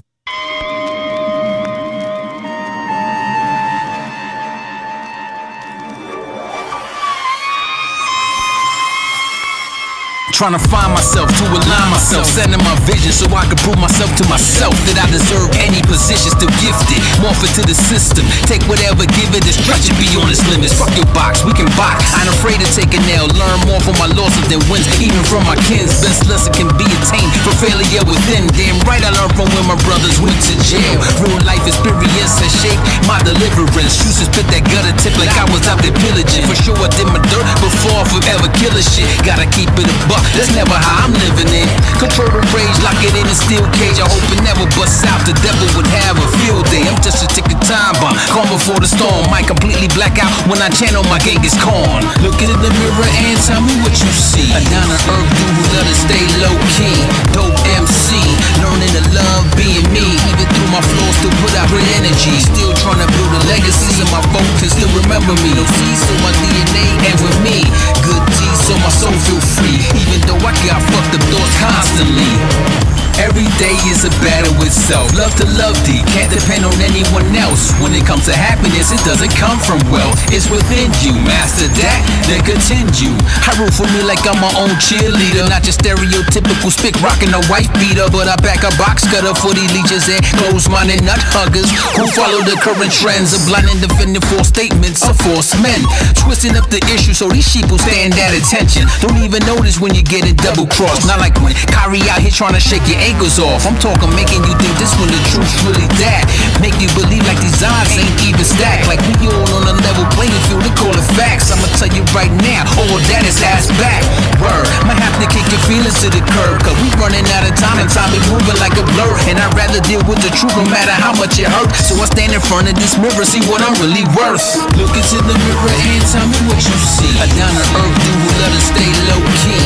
Dope MC, learning to love being me. Even through my flaws, still put out great energy. Still trying to build a legacy so my folk can still remember me. No C's so my DNA and with me. Good D's so my soul feel free. Even though I got fucked up thoughts constantly. Even though I got fucked up thoughts constantly. We all have those. It be like that, man. You got to be able to learn how to deal with those when it happens, and channel that energy and be like, nah, not today. Not today. Not right now. Sir. Yeah. That's dope. So tell me about putting that track together, MROK. Yeah, you know, I was a little worried putting it together because the lyrics are so genuine and like introspective and just human, you know? Yeah. And my original instinct is to like make the music complement that, make it more of an intimate hip hop song, if you will. It almost is like a Wyclef song, you know, where you got acoustic guitar and a nice soft beat behind it or whatever. But this ain't that. And we just introduced CM as the Commodore. So I'm like, all right, well, I'm going to just lean into that. So we've got video game sound effects and 8-bit chiptune beats. And Love it. I just kind of threw all the computer stuff at it that I could. But I think CM's lyrics still punch through. And if you listen to what he's saying, like there's a lot of impactful stuff in there. And then just a lot of clever wordplay. I love when he says ass back word. It's like, is that pause, but then he ties the rhyme back together. I love little things like that. And CM's got a lot of those. Channel my inner Genghis Khan is heavy, man. So yeah, if you know, like you were saying, Ghost, at the beginning of the show, like hopefully people will want to come back and take another listen through the album. And I think with CM's lyrics and his storytelling and everything, you will hear something new every single time you listen to it. Yes. I'm still hearing stuff. I'm like, well, man, I forgot he said that, or I didn't know he said that. That's dope. So yeah. Press rewind if he didn't blow your mind. That's right, man. So nah, man. I mean, dope track, and again, there's a lot, you know, there's substance in here. It's not just your typical, you know, bravado. You know, there's vulnerability. There's yeah. When I was putting it together, I wanted that. I didn't want it. I wanted to sprinkle in some of that realness, some of that, just myself into it, where I get to. Because if you listen to a lot of my past work, I do that a lot. Like it. If you have any questions about me, just listen to my music. I spill the beans. I go deep sometimes, and I talk about everything. So when we did this project, I was playful on a lot of stuff, but I still wanted to put something in there to let people know we all still human, man. Absolutely, absolutely. You know, if we're kind of like in the cyberpunk world with this whole thing. This is like the moment at the end of Blade Runner where Rutger Hauer does his Tears in the Rain speech. That's the most human thing in the whole movie, and he's a replicant, and it's like so beautiful or whatever. But the surroundings and everything are still gritty and grimy and dark and everything, and you've got that like kind of juxtaposition. So to me, this song is that moment if we're going to keep it cyberpunky. Yeah, man. And, you know, what a beautiful analogy, because that scene, you know, Blade Runner came out in like 82, 83. Yeah. And, you know, that was something that my father would watch, and I loved it because, of course, I mean, it had Han Solo and Indiana Jones in it. So, hell yeah. I mean, me being a Star Wars kid and definitely an Indiana Jones kid, yeah, that was one that my dad let me watch as a youngin', and I didn't, there was so much to it that it was a hardcore sci-fi movie, and, you know, a lot of it was missed on me, as, you know, when I was you know, I mean, when it came out, I was I'm gonna say like what, like 7, maybe, maybe even 8. I don't know, but either way, like it definitely, as I continued to rewatch it over and over again as I got older, it's one of those things like you mentioned, like as you listen back to something, you know, and you're hearing more things and you're getting more takeaways, and that final scene was something that I didn't understand really until I got older, and was like able to really understand the bar in it that he said, and like how beautiful everything was shot. And I mean, think about it, where it was, and during that time, and that's a masterpiece of a movie, you know, especially if you like sci-fi, you know, it's a dope movie. So yeah, very dope. Very dope. So next track up we've got is Truth Seekers. And what does being a truth seeker mean to you at each, I'm sorry, what does truth seeker mean to each of you at this stage of your lives? And what truths have become more important to you as you have gotten older? Oh man, for me, especially now since I'm older, it's all I want. Like good, bad, ugly, just give me the raw. I don't like playing games anymore. I don't like the trying to figure out, all the subliminals people be doing. Just Head give me games. the raw, man. Yeah, the games I'm done with the games at this point. Just give it to me how it is, and let me absorb it, and I'll take it from there. Whether I don't agree with it or I do, it's way better for me to know what it is 100% of the time than trying to figure it out. So yeah, that's where I'm at with it, and it's almost to the point where my circle has shrunk so much because of that. Because I don't want to deal with anybody's BS. Yeah, I'm good on my own. Like I entertain myself too much sometimes. So sometimes I keep my circle small. I like the truth.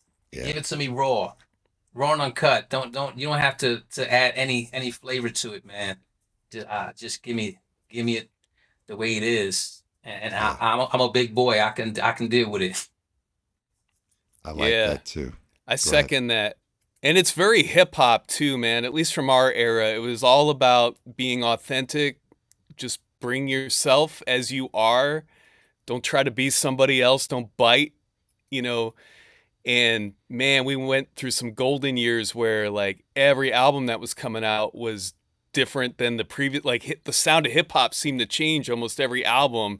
You got De La Soul behind you there, Ghost, and like when they came out, it was different than anything I ever heard. And they were embracing the fact they're like, we are not gangsters. We are not Run DMC. We are not Big Daddy Kane. We're man. Daisy, like, you know what I mean? Like it was something that I was like, yo, that, and that's that specific me, myself, and I has been something that has resonated through me. It's been a track that made a lot of, and as I listen to it, like I always play it every now and then just to get back on center, because there's so much of a good message in it. And you know, not being afraid to be you. And as I always say, nobody can be you but you. Shout out to Steve Arrington, Slave Funk Band. And it's the same message, you know. It's you know, me, myself, and I, and that's being vulnerable, man. And just, you know, people are, not everybody's gonna like you. Right. And it's not your responsibility to, or your burden or your problem to, it's not your business if they like you or not, right? Just be you. And the people that rock with you will rock with you. You'll find your own tribe. And you'll find your own community. And the people that won't rock with you, let it be. Don't force yourself on nobody. You know what I mean? Right. Just be you. Yeah. Get in where you fit in. Exactly. Too short life is. Hell yeah. So here we go, man. Truth Seekers is up next, y'all. So this one's a dope one. I love this one. I don't see them. Keep searching. I think I can smell them. We got a tip that they're around here somewhere. I think we spotted them. This is what we get, she don't lie. Move the crowd and go flood the block. Careful not to go make it too hot. Who the hell wouldn't call the cops? Hey, welcome to the mainframe. This is where I dwell, where I maintain. Cooking up ideas where I stay sane. Trying to avoid the lame, those who only seek fame. Too many sheep who don't use their own brain. We don't need that if you don't see that. Your mission must be to silence feedback. So I rebuke thee to where one came. Back to the business at hand. To come up with plans, make my demands. Only true talk is what I command. Everything else is over reprogram. Oh damn, might have hit a nerve again. This is when the whole flight turned turbulent. All conversation crash land. Now they look at me, at the big bad man. Why? Cause I don't rock with the bullshit. All fictitious, what your crew spit. That don't move me, too damn choosy. When they talking fraudulent, don't include me. Nah, I ain't got time to convince a whole bunch of folks of things that don't make sense. I won't forgo truth to become the fool. 2 seasons to do what the kids do. They have their own lane and I have mine. And somewhere down the line we might go combine. Have a good time where we all can shine. Then we go our separate ways and back to our rhymes. Salute to those who know themselves and to the truth and what they hold themselves. Cause ain't none of one of us is perfect, but we owe it to ourselves not to become worthless. This is where we get shit a lot. Move the crowd and go flood the blocks. Careful not to go make it too hot. Who the hell when they call the cops? Who the hell when they call the scene? The propaganda fed by the machine to make us be seen as thieves and fiends. Only the truth can intervene. Only the truth can save the day. Set the foundation and pave the way. The message is sent when the needle drops to teach the youth till the music stops. This is where we get shit on lock. Move the crowd and go flood the blocks. Careful not to go make it too hot, so they don't have to call the cops.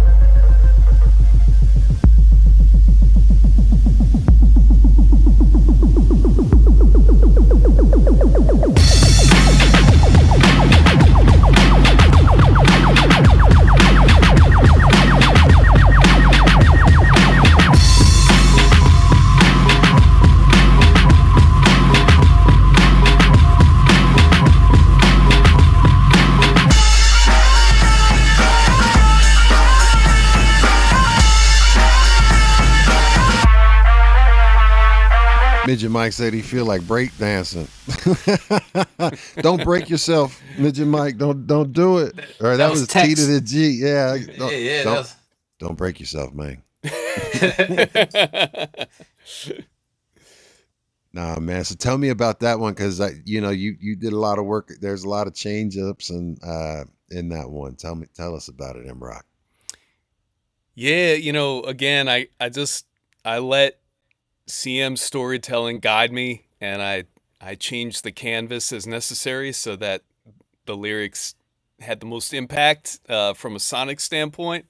Yeah. And speaking of that, CM, I got to shout out once again. He sent me the intro at the beginning with the "I don't see them." Like, I didn't do that. Like, he sent that. Like, it was really dope, and like it felt very cinematic.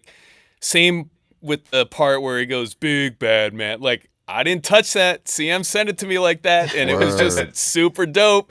And I'm like, man, this guy is crazy. Like, this is awesome. Like, I can just sit back and let these lyrics do their thing. So it was really dope. But yeah, beat wise, it's funny. Like, as you could probably tell, I listen to like a bunch of different stuff, but I happen to be listening to the first Funk Dubious album a little bit before this song I started, and there was a beat in one of the Funk Dubious songs that was like inspirational for this. So it's very boom bap, but very electronic, like everything else. So. And make sure you go back, because I've had Funk Sun Doobie on B-Boys Underground. Make sure you go back and check out that episode.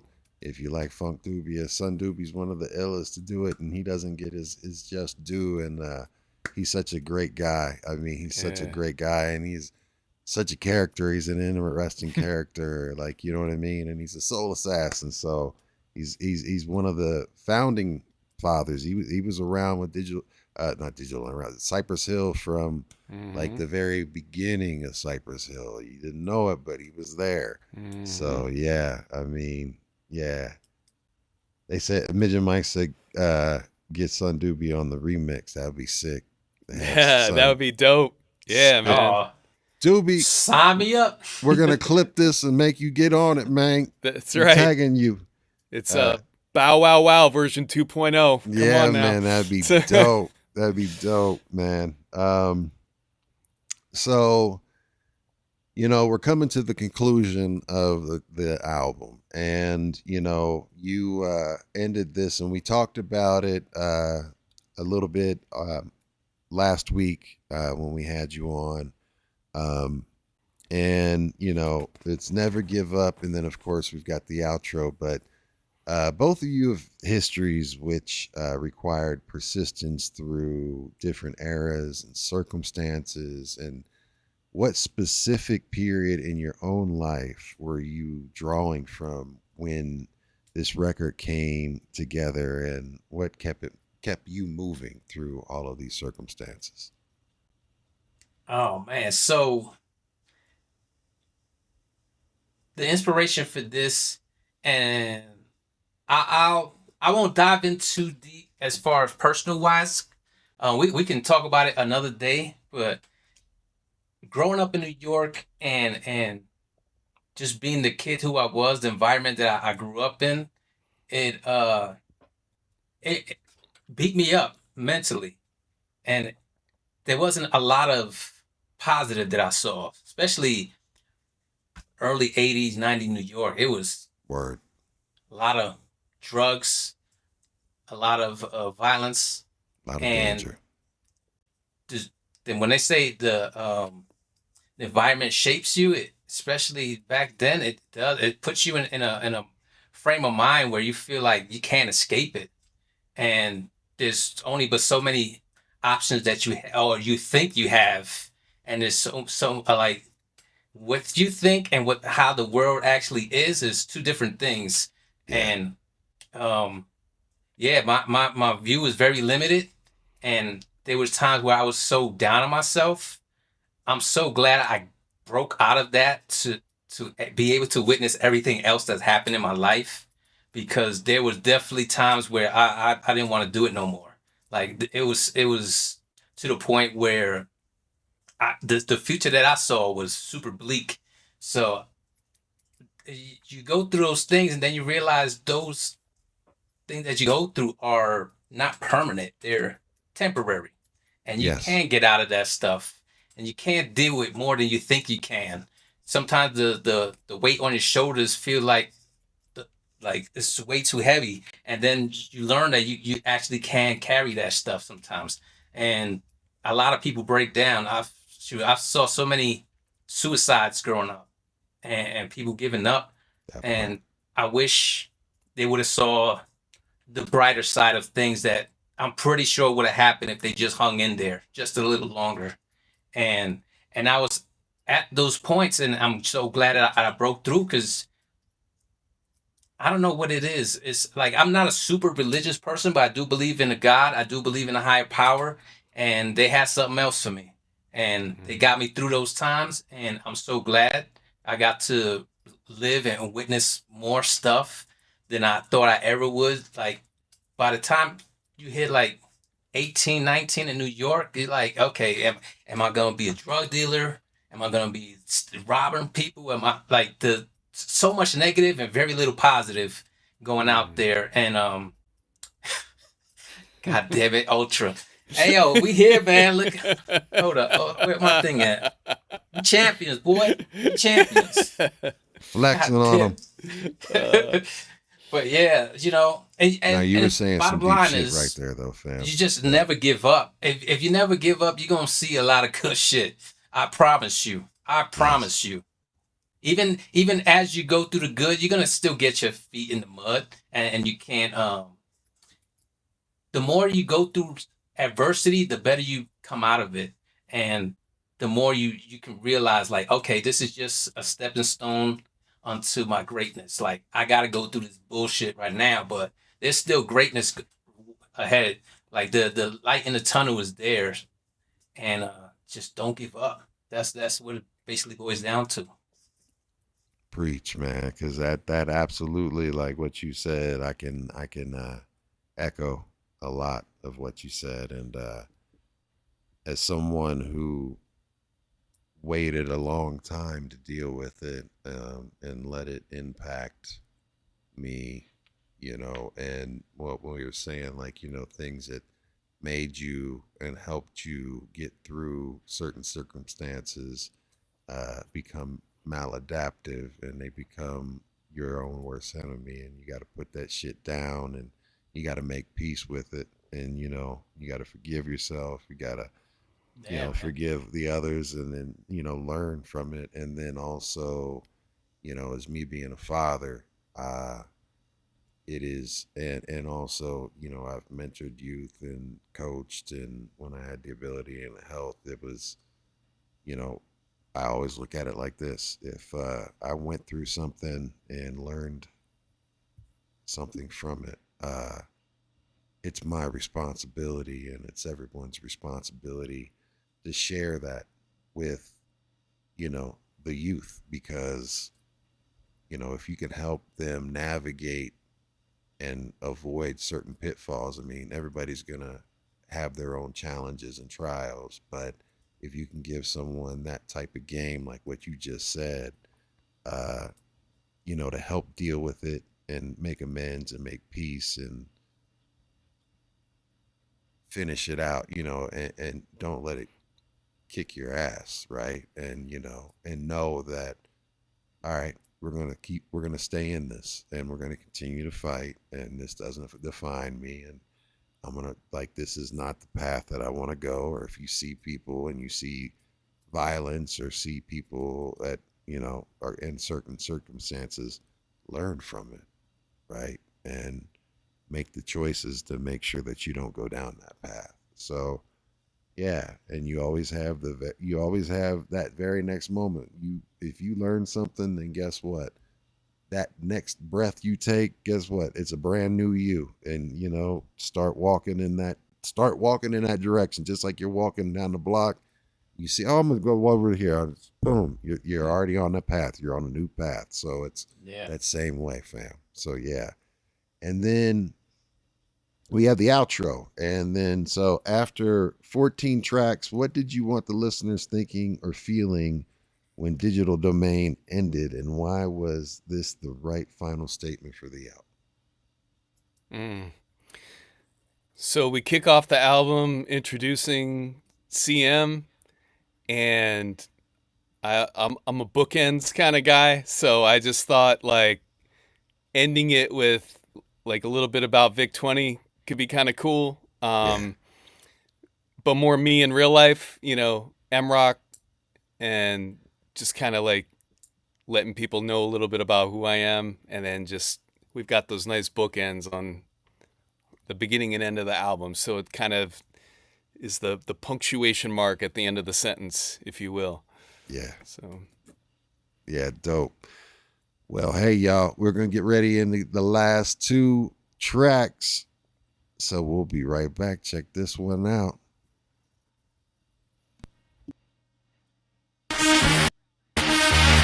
Through life trials and tribulations, the human will can become unbreakable. You just have to have the determination. Never give up, never give up, never give up, never give up, never give up, never give up, never give up, never give up. Your current situation don't tell the whole story, no matter how sad or gory. Whatever category, you label it, no matter what you're facing. You're capable of anything, certainly something amazing. Never give up, never give up, never give up, never give up, never give up, never give up, never give up, never give up. The pain is temporary, the bliss could last a lifetime if you put yourself in the right frame of mind. The overcoming can't be achieved if you're not trying. Peep the greats who were down and came from behind. Never give up, never give up, never give up, never give up. Keep it going, going. Never give up. Don't stop, give up. Never give up. Say it louder. Never give up. Say it louder. Never give up. Say it louder. Never give up. Say it louder. Never give up. Welcome all those who still say they can't do it. What's there to lose if you're claiming the loss? But if you look, there are those who can't prove it. History echoes can show we're built for more. Spot the clock, watch it run and stop. When you're down by your life, but you refuse to drop. Shift to a new gear, mental game alive. When that mode is contagious, the outcome is shock. Never give up, never give up, never give up, never give up, never give up, never give up, never give up, never give up. When you're giving everything, but you dig deep to the core and find a second wind, now it's possible to do more. Determination can't be measured. The chore is heavy, but you feel light as a feather. Never give up, never give up, never give up, never give up. Keep it going, going. Never give up, don't stop, give up, never give up. Say it louder, never give up, say it louder, never give up, say it louder, never give up, say it louder, never give up, never give up, never give up, never give up, never give up, never give up, never give up, never give up, never give up.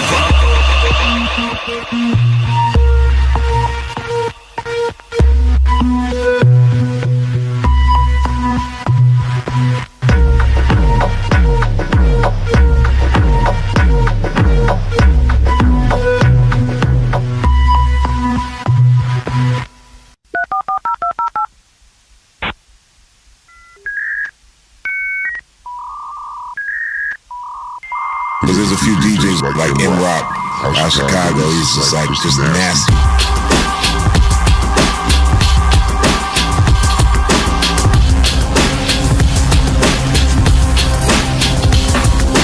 There's a few DJs like MROK out of Chicago. He's just like just nasty.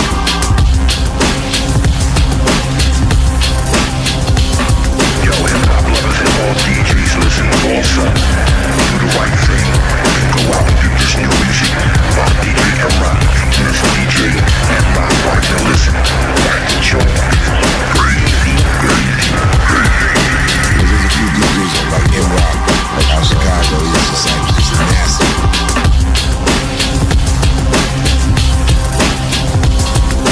There's a few DJs like MROK out of Chicago. He's just like just nasty.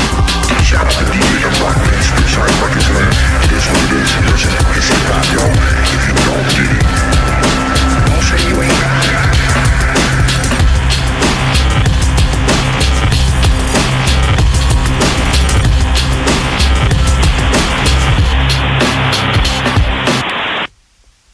Woo, man, yo, check it out, man. Digital domain. If it didn't blow your mind, press motherfucking rewind. Yes, I cursed at you. I did it. I said it. And I meant it. Listen, yo, Midget Mike said that outro needs at least 16 bars. I mean, you know, I love this album because it's completely different than what you're hearing out there nowadays and what's out there in the market. I think it's a beautiful blend of multiple genres and still being true to the pure essence of hip hop, and the fact that it's coming out on hip hop's 53rd birthday. Happy birthday, hip hop.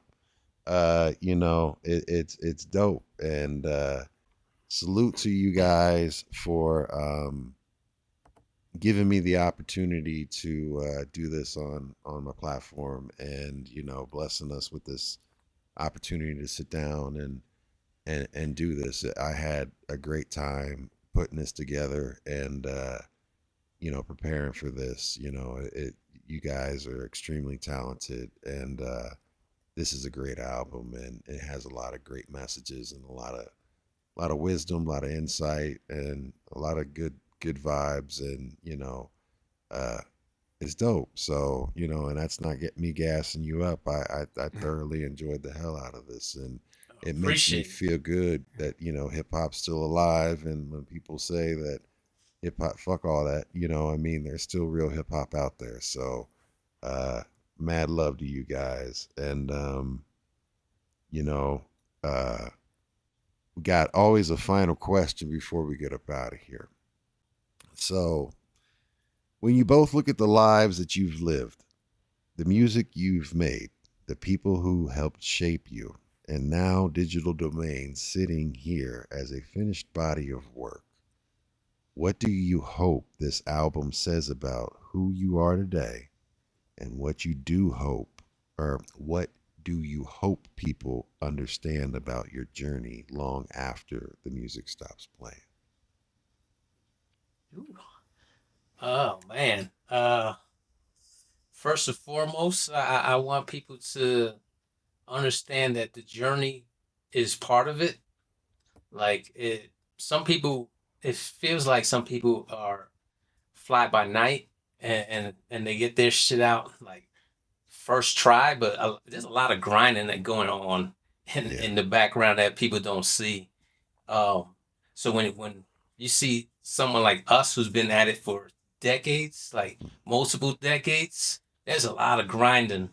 There was a lot of learning, and the person that you see before you is still learning, and we still trying to get better at this thing. Nothing is given, everything is earned. That's the way I like it.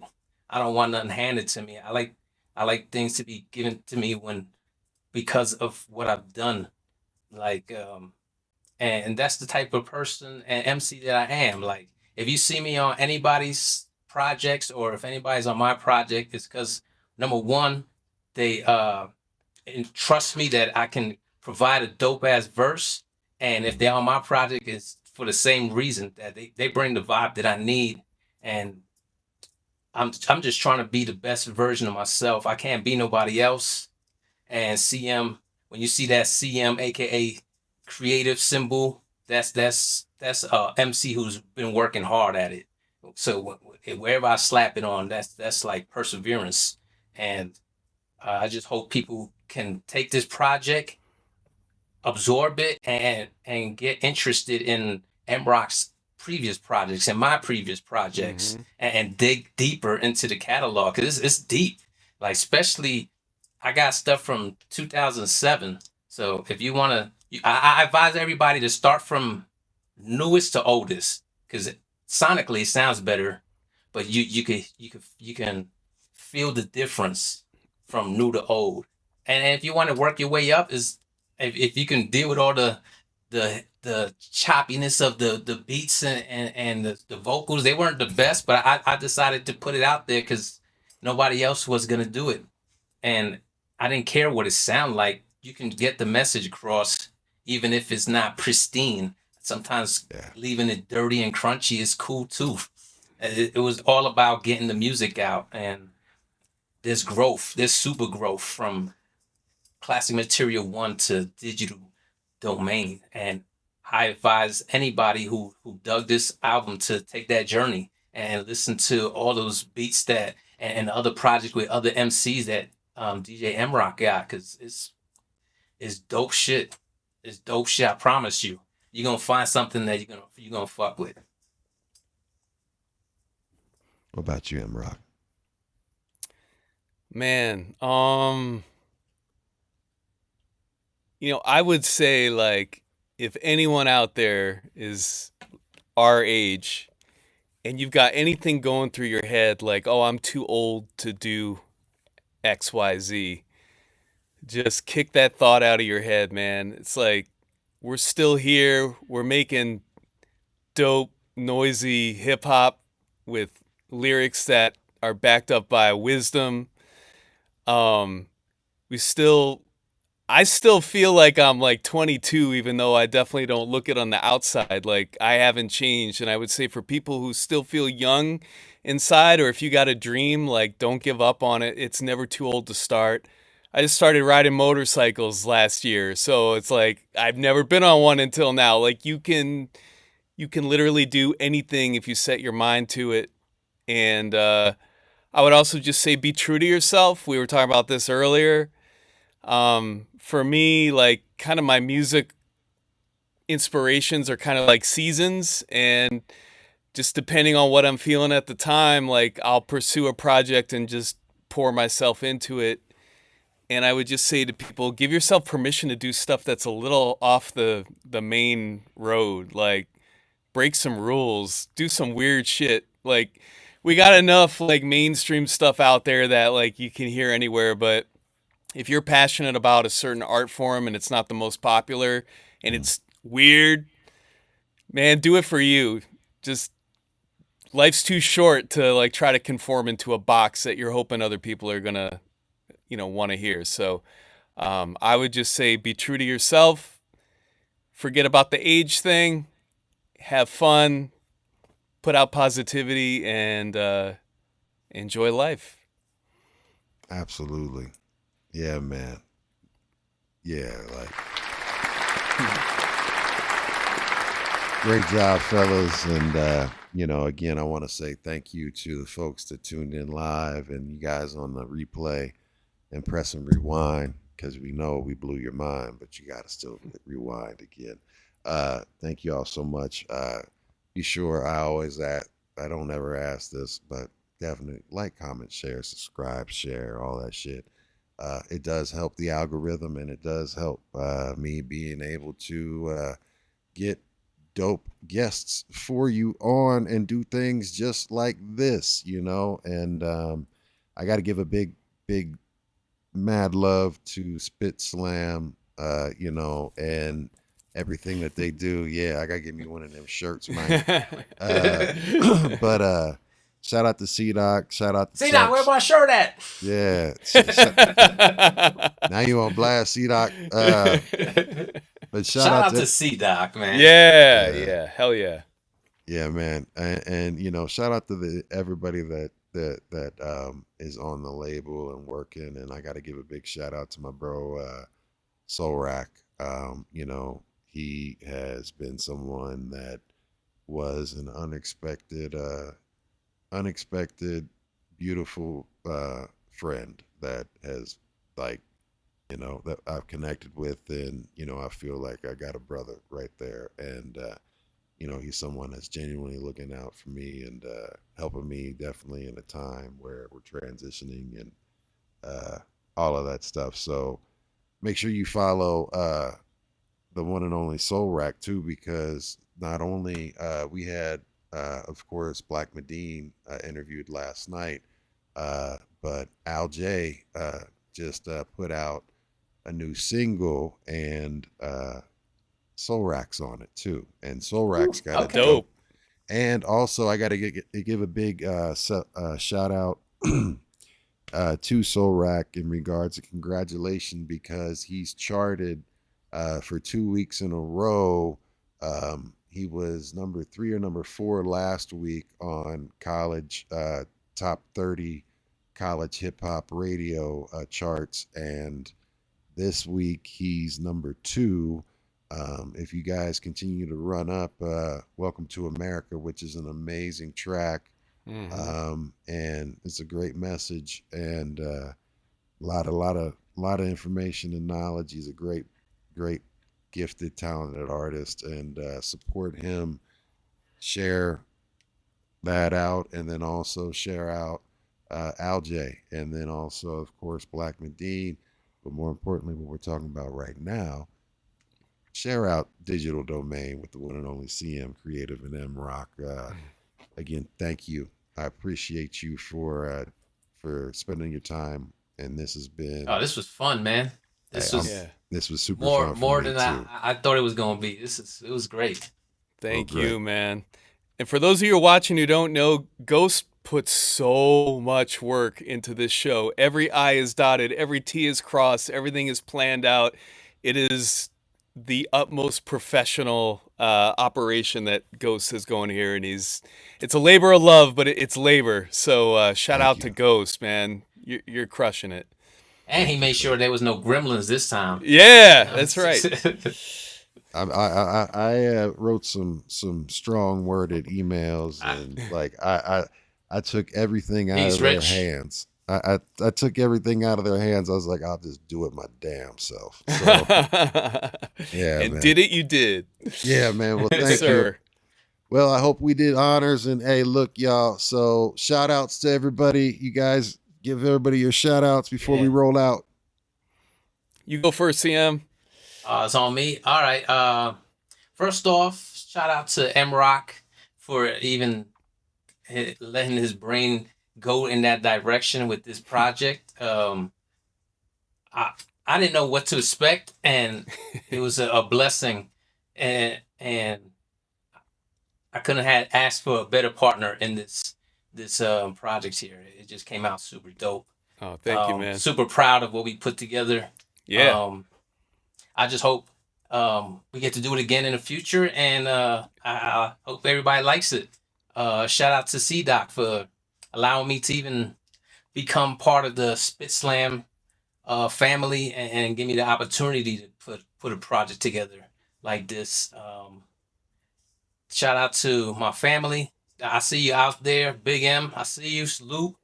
We need to do some music. My brother Armor Camera, excuse me. He shoots my videos. I like that name too. That's a dope name too. Yeah. He got the logo is dope. I mean, he's putting together something new for me. We should be dropping something real soon. Shout out to Tex and Rich and Mike, all the people that came out to even show their love and listen to this project with us, and everybody in the future who watches this later. Shout out to y'all for even taking the time, and especially shout out to Ghost Boogie for putting this together. Just presenting it to us was a blessing, and actually getting it done. Oh, we got so much love for you, man. Oh, yeah. Hey, man, I love you guys too, man. And, you guys are always welcome here at any time. And I hope whenever you guys have anything, please put me on the email and let me know. You got my phone number. You got all my mathematics. So yes, sir. You out here in Denver, so we gonna link. Yeah, we got to link. We got big bread, man. Yes, sir. Yeah, and shit, mom is on the stream. What up, mama? Shout out to moms. That's awesome. She's the one that made this all possible, man. Oh, yeah. Shout out to mom. Cooking it up in the kitchen. That's right. Oh, man. MROK. Shout outs, fam. Yeah. CM, everything you said, man, but right back at you, bro. Like, I'm so blessed to have worked with you. I couldn't imagine anybody else for this project, and I hope that this is one of many to come in the future. I would work with you again in a heartbeat, man. So thank you for everything that you did. Same, man. Same. It's incredible. Shout out to C-Doc. Shout out to Chuck D, who executive produced this album. Everybody on the Spit Slam label, all the viewers tonight, all the listeners. And then just to get a little personal, shout out to my wife and kids. Yes. I am down in the studio a lot, and I should probably be with them a little bit more. So I appreciate they support me, they understand, they feel my passion. Shout out to my mom too. She's not on, but she's always been my biggest fan. Always there supporting music. I wouldn't be doing this if it wasn't for my mom. Shout out to my homie Terry. He's my best friend and the closest thing I have to a brother in life. And shout out to, like I said, the ghost with the most, Ghost Boogie, man. Thank you for everything you do. You are amazing. So we appreciate you. I appreciate you, fam. So, thank you again. And shout out. Look, bam. Oh, there it is. Shit. There it is. It's always with me. So Yep. Slipknots, I got like 20 different pairs of Public Enemy Slipknots. As you should. Yes. So, just to give you guys a heads up. So for tomorrow, again, B-Boys Underground is going to be all 5 days this week. And then I have my surgery on Saturday. So next week we'll be taking a break. But then we'll be coming back. We'll be coming right back the next Monday, the 24th, with Ultra Mag 7.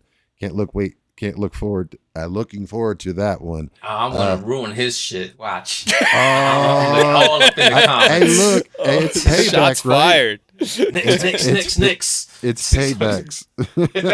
So, check this out. Tomorrow we've got Steezo Crooks from Cheech Mob in the house. Same B-Boy time, same B-Boy channel.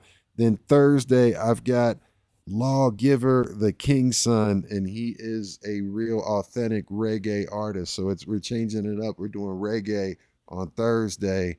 Dope artist. Looking forward to being able to interview him and talk about that. And then this Friday, it was added on. We confirmed it just about yesterday. Like I saw it early this morning. I was like, oh shit, yes. So Chill Rob G is going to be in the house, and we're going to go through his work, his body of work. He's a legend in the game, and of course his new album that he's got out on Spit Slam as well. Looking forward to that. So you super can dope album. Man, it's amazing. And C-Doc produced it. So, crazy. The one thing that you guys did not mention, let everybody know where they can support this album by purchasing, streaming, and all of that stuff. Please let them know that. Yeah, absolutely. So you can find it on all streaming platforms, although I don't know about Spotify. And that one I'm not sure about. Yeah, and I'm gonna. This is gonna be shocking for people, but I'm gonna tell you why. Spotify bought Who Sampled, and they are cracking down on fellow hip hop artists, going after people for making beautiful art and music. They also, oh man, sorry, I'm going on a little tangent here, but I gotta explain why we're not doing Spotify. The owner of Spotify takes the proceeds from the artists and the songs, and he invests in weaponized drone companies and all sorts of stuff that go out and hurt people. So we don't want our money going into that. We don't want to support that. It's foul. They also are the ones that pay the musicians the least, fractions of a penny per song. And that may be the way of the world right now on streaming, but they are the worst for that. So Apple Music, Amazon, Google, Tidal, Beatport, basically Deezer. Anywhere you want to find digital music, you can find it. Of course, our Bandcamp pages, we got it there. You can buy it on CD if you like physicals. And man, as CM was saying earlier in the show, like C-Doc did some super dope artwork for the CD, but you'll only see it if you get the CD. So you got to check that out if you like physicals. So we look anyway, badass on those CDs. Yeah, I know. I wish I ain't that cool. Yeah, me neither. Like, man, okay, they're setting expectations I can't meet, but yeah. So anyway, however you like to listen to music, I hope you guys go out and check us out and enjoy the songs again and again and again. There we go. Yes, sir. So from our city to your world, we are City World Media Group. I got to give a big shout out to my bro, Black North, aka DJ Todd D. Blaze, and of course Miss Shireen Solutions. And you can go to cityworldmedia.com. We stream there anytime that I'm up and live, and then there's other podcasts that are up and streaming live on there. There's a magazine that you can go out and support and purchase. It's Street Noise. And big things happen with City World Media, and got to give a big shout out to my family there. And we'll be back tomorrow night with another episode of B-Boys Underground, 9 p.m. Eastern. And I say a whole bunch of syllables in Eastern because I'm Ohio as fuck. And that'll be 8 p.m. Central, 7 p.m. Mountain, and 6 to be more Pacific. So I love you guys. Keep it positive, keep it pushing, keep persevering, stay in the present, not in the past. Just learn from it. Don't let it kick your ass, and don't trip on the future. I died twice, and both times I rode the electric paddles all the way back like Thor. They said, welcome back, Mr. Boogie, and all I cared about was not the shit I was worried about before I was up on that bed.